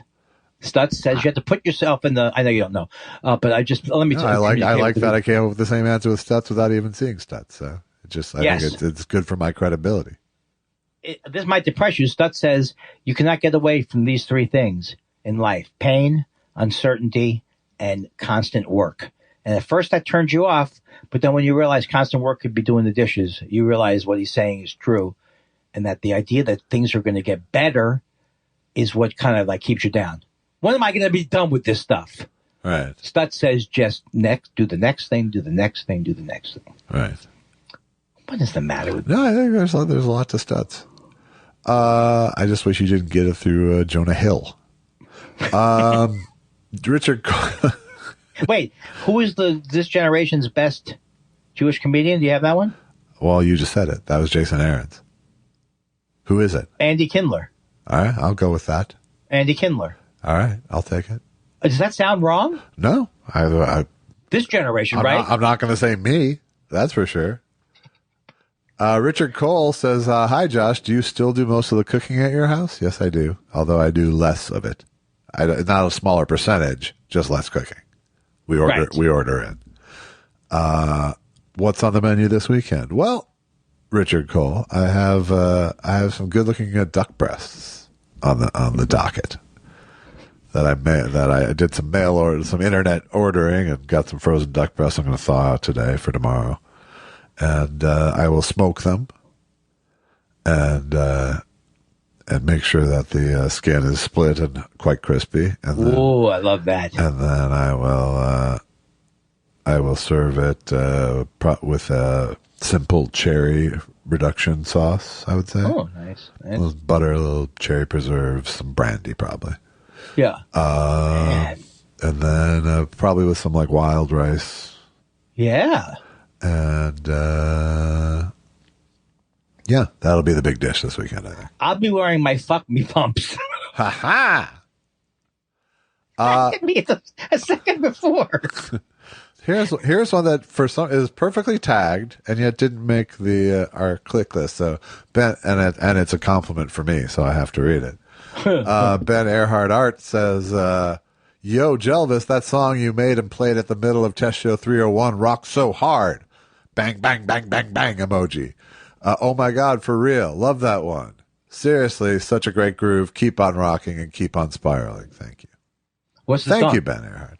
It was the one I sent you, the it takes a hoo. Oh yeah. There's some good stuff, man. This is going to be a whole cottage industry for you. Well, it is. It's this show. That's the cottage industry. Okay. I don't see the cottage part. Yeah. Well, you don't see the industry part, is what you don't see. Not funny enough for that. We're going to the Gram. Going to the Gram. Okay, so I go Josh. Gram. Josh Elvis. Who? On my way to where the Gram. Candy Gram. Oh my God. They're long ones. Is it Indignation? We're going to start with 15 DeLoreans, which I believe is Dan Wade. Says, a couple weeks ago, I had an AI write a Short People parody about Andy.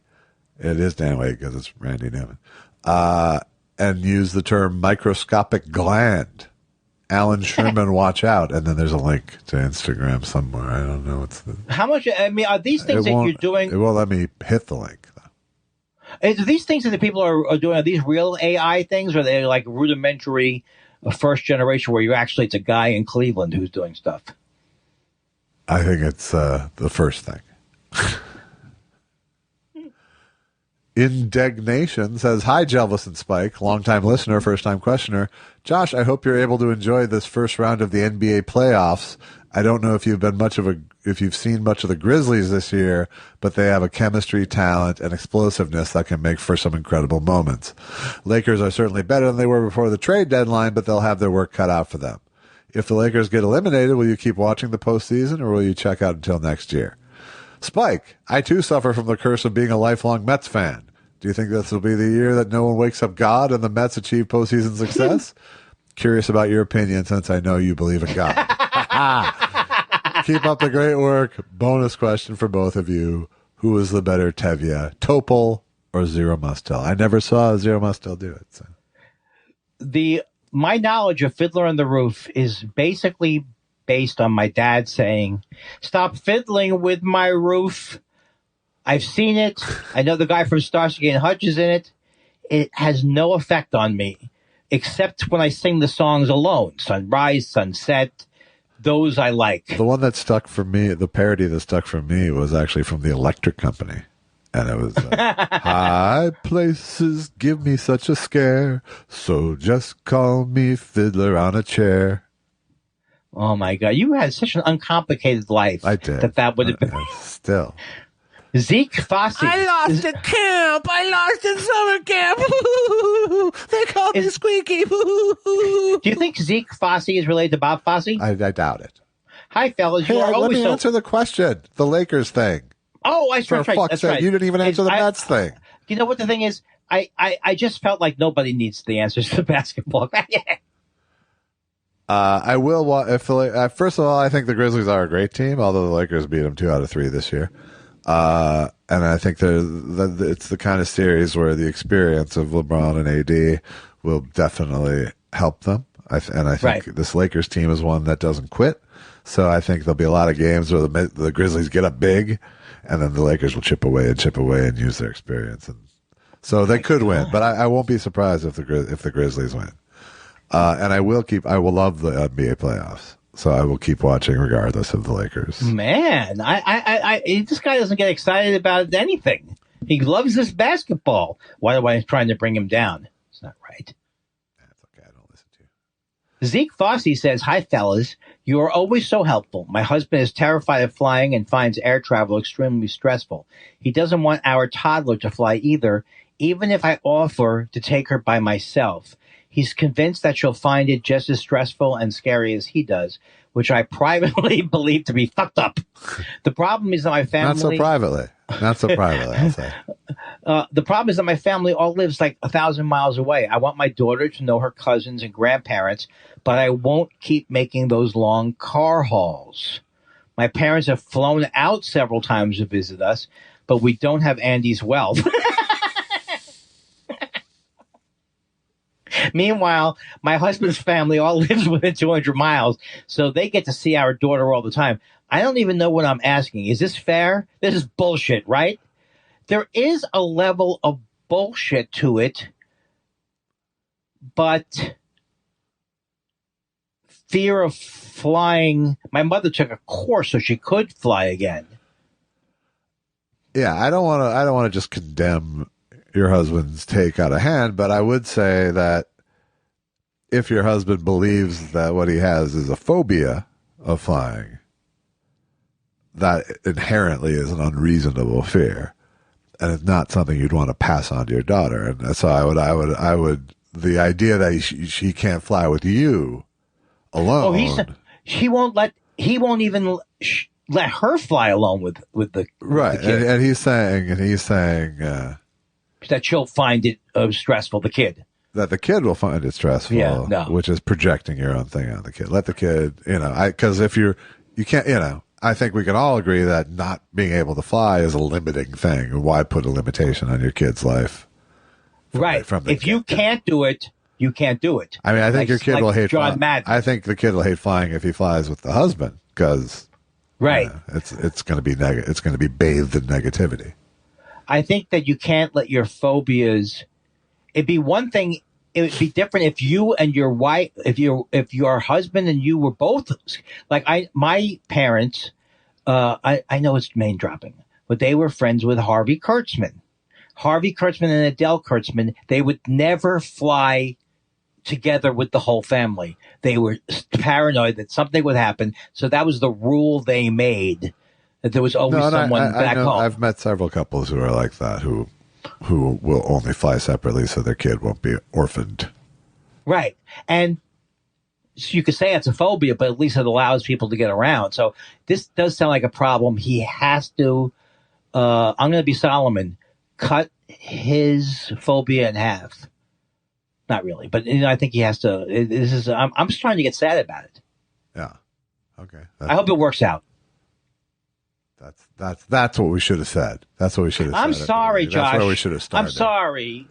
This whole thing with my pension is getting to me. All right. Well, I have to fill out paperwork. This whole thing is getting long, so let's keep moving. This is the longest show we've ever done. Munson 3786 says Dennis Miller reads his tour dates: Chicago, Sheboygan, Poughkeepsie, Albuquerque, Altoona, Topeka, suburban Watsika, Jericho, Tupelo, Kokomo, Cocoa Beach, and Rancho Cucamonga. Thanks for putting the time in. Months. That was great. I haven't heard a list that extensive since I went to the island of Oahu's not good, right? What's a good Dennis Miller island? Since I was at Waikiki. Very good. You have to continue these questions because I'm not getting them in the same order. All right. Full Dork says another great ep last week. You haven't lost a step after hitting 300. Thank you. If you had your choice of network/streaming app for a Thought Spiral TV show, or docuseries? Which would you choose? No, I don't have any. So far, I don't have any real deep streaming allegiance. Yeah. It's really. I don't. But what's the show? Well, they're saying the show? It's the Thought Spiral show, is what they're asking. But it would be like a documentary about how we make it or something? Whatever we want. They're not asking what the show is. They're saying where would we want it to be. Oh, I would like it to be on the biography. I don't know. I go with you. Everything's changing. We'll go anywhere. Who would we turn down? Highest bidder is really the answer to that. Maybe, National Geographic. Warps Your Head. Now we're asking on 2 platforms. Says, oh, hi there. If you could hammer, hi there. If you could hammer fist anyone on top of the head, past, present, or future, as the universal sign for quit being an asshole, who would it be? I'll go first. My wife. That's not me. This is Warps Your Head. It could be so many people. Joe Rogan. There's so many people I want to. I mean, not for real though, right? Yeah. What does hammer fist mean? Just bonking on the head. I think, right. Yeah. Maybe that's the new guy. I don't think they're asking who would you kill. They're saying Tashara. Okay. Maybe. All right. I don't know. I like Joe Rogan better. Yeah, because Tashara, he's a white supremacist, but it's incidental. Right. Same with Joe Rogan. Daisy Petunia, will you be wearing your shirt tucked in or not tucked in your upcoming shows in the Upper Midwest? I will at least, I would say 3 out of 4 nights be untucked. Who tucks their shirt in? If I dress up nice or something, I might put a belt in. I mean, there's a belt involved generally, but no. Will you be a jacket? I'll probably be untucked. I have a very jacket. I'll probably wear a jacket some nights, but it's like comics don't wear jackets anymore, Andy. No, it looks like you're on the vaudeville. They wear hoodies. I'm not going to wear a hoodie, but I do. I dress up less now for stage because it makes you look like an old guy, I find. Yeah. And I'll be with Frank Conniff. Oh, that's going to be fun. Who will wear? He's not wearing. Who will just wear a t-shirt every night? Yes, and maybe cargo shorts.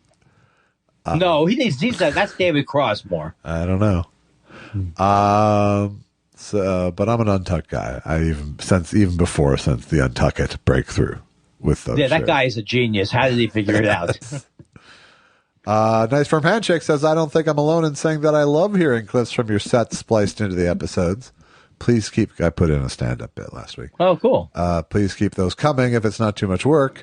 In fact, it seemed only right to buy you a coffee to show my appreciation. Oh. Thank you. And thank you for the coffee. We appreciate that. And if you'd like to support our show, I'll interject this here instead of at the end. Because we're going to be so quickly to hang up after this is over.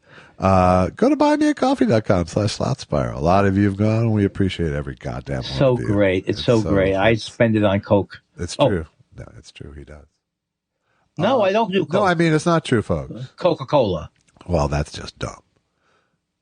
You have type 2 diabetes, for God's sakes. Diet Coca-Cola. Oh, okay. Fair enough. Bimmy Weiner says, my Thought Spiral relationship has now officially outlasted my first marriage. Hooray.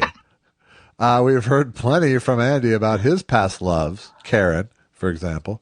What about some juicy pre-Allison romance tales from Josh? Oh, I'd like to hear those. Yeah, wouldn't you? Yeah, because you were quite the dog. That was quite the dog. Well, first of all, I met Allison when I was 23, so I didn't exactly have a lot of time.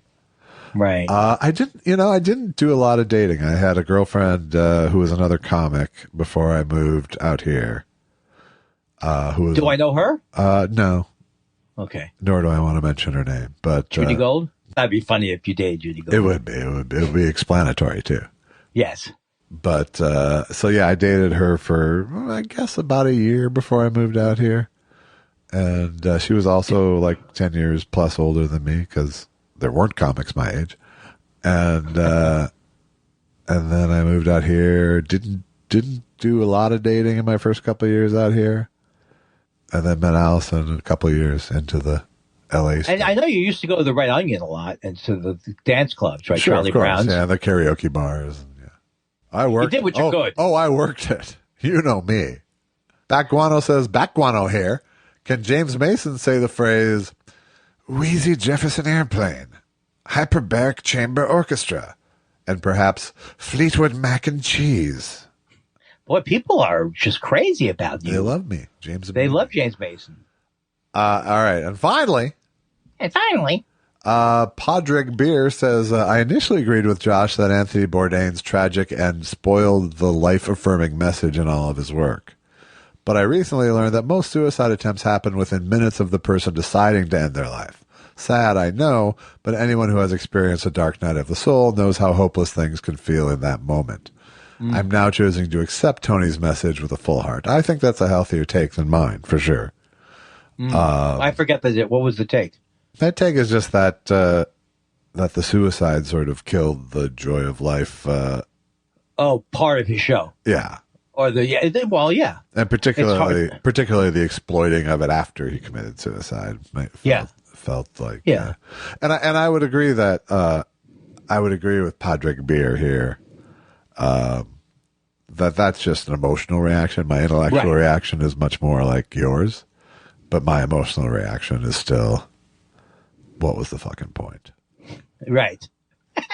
Yeah. Well, I think that also he was not a pleasant guy. I think he was kind of an unpleasant asshole at times. I think he was at times, but I got the feeling that the last many years of, he was better. I got the feeling that he had mellowed. Yeah, because he used to fat shame and stuff like that. Like these kids should be bullied on the school yards. They're so fat, that type of stuff. Right. But mostly the last few years, I think the other thing is like just the sing-song Equality Days thing. You can't watch it a million times over. You start to go, da da da da da da da, South Vietnam. No, I didn't. That I won't agree with. I thought he actually took a lot of care to write those things. But I don't think he was a good narrator. I don't think he was a great VO artist, but I thought that the writing itself carried a lot. No, it was good. It came from his heart, and he actually liked writing, I guess, because he used to write on the other blogs and things. I liked who he thought we should be, and some of them were very entertaining, extremely entertaining. And you got the feeling you learned about food and stuff like that. But, I couldn't go by what he liked because he seemed to, I don't know. Well, yeah, I mean, he had everything. He liked to try everything, and he liked creepy organ meats, and yeah. He was a nose to tail kind of guy. I like to play organs made out of meat. Have you ever seen these pipe organs? 5, 4, 3, 2. And I just came from French class.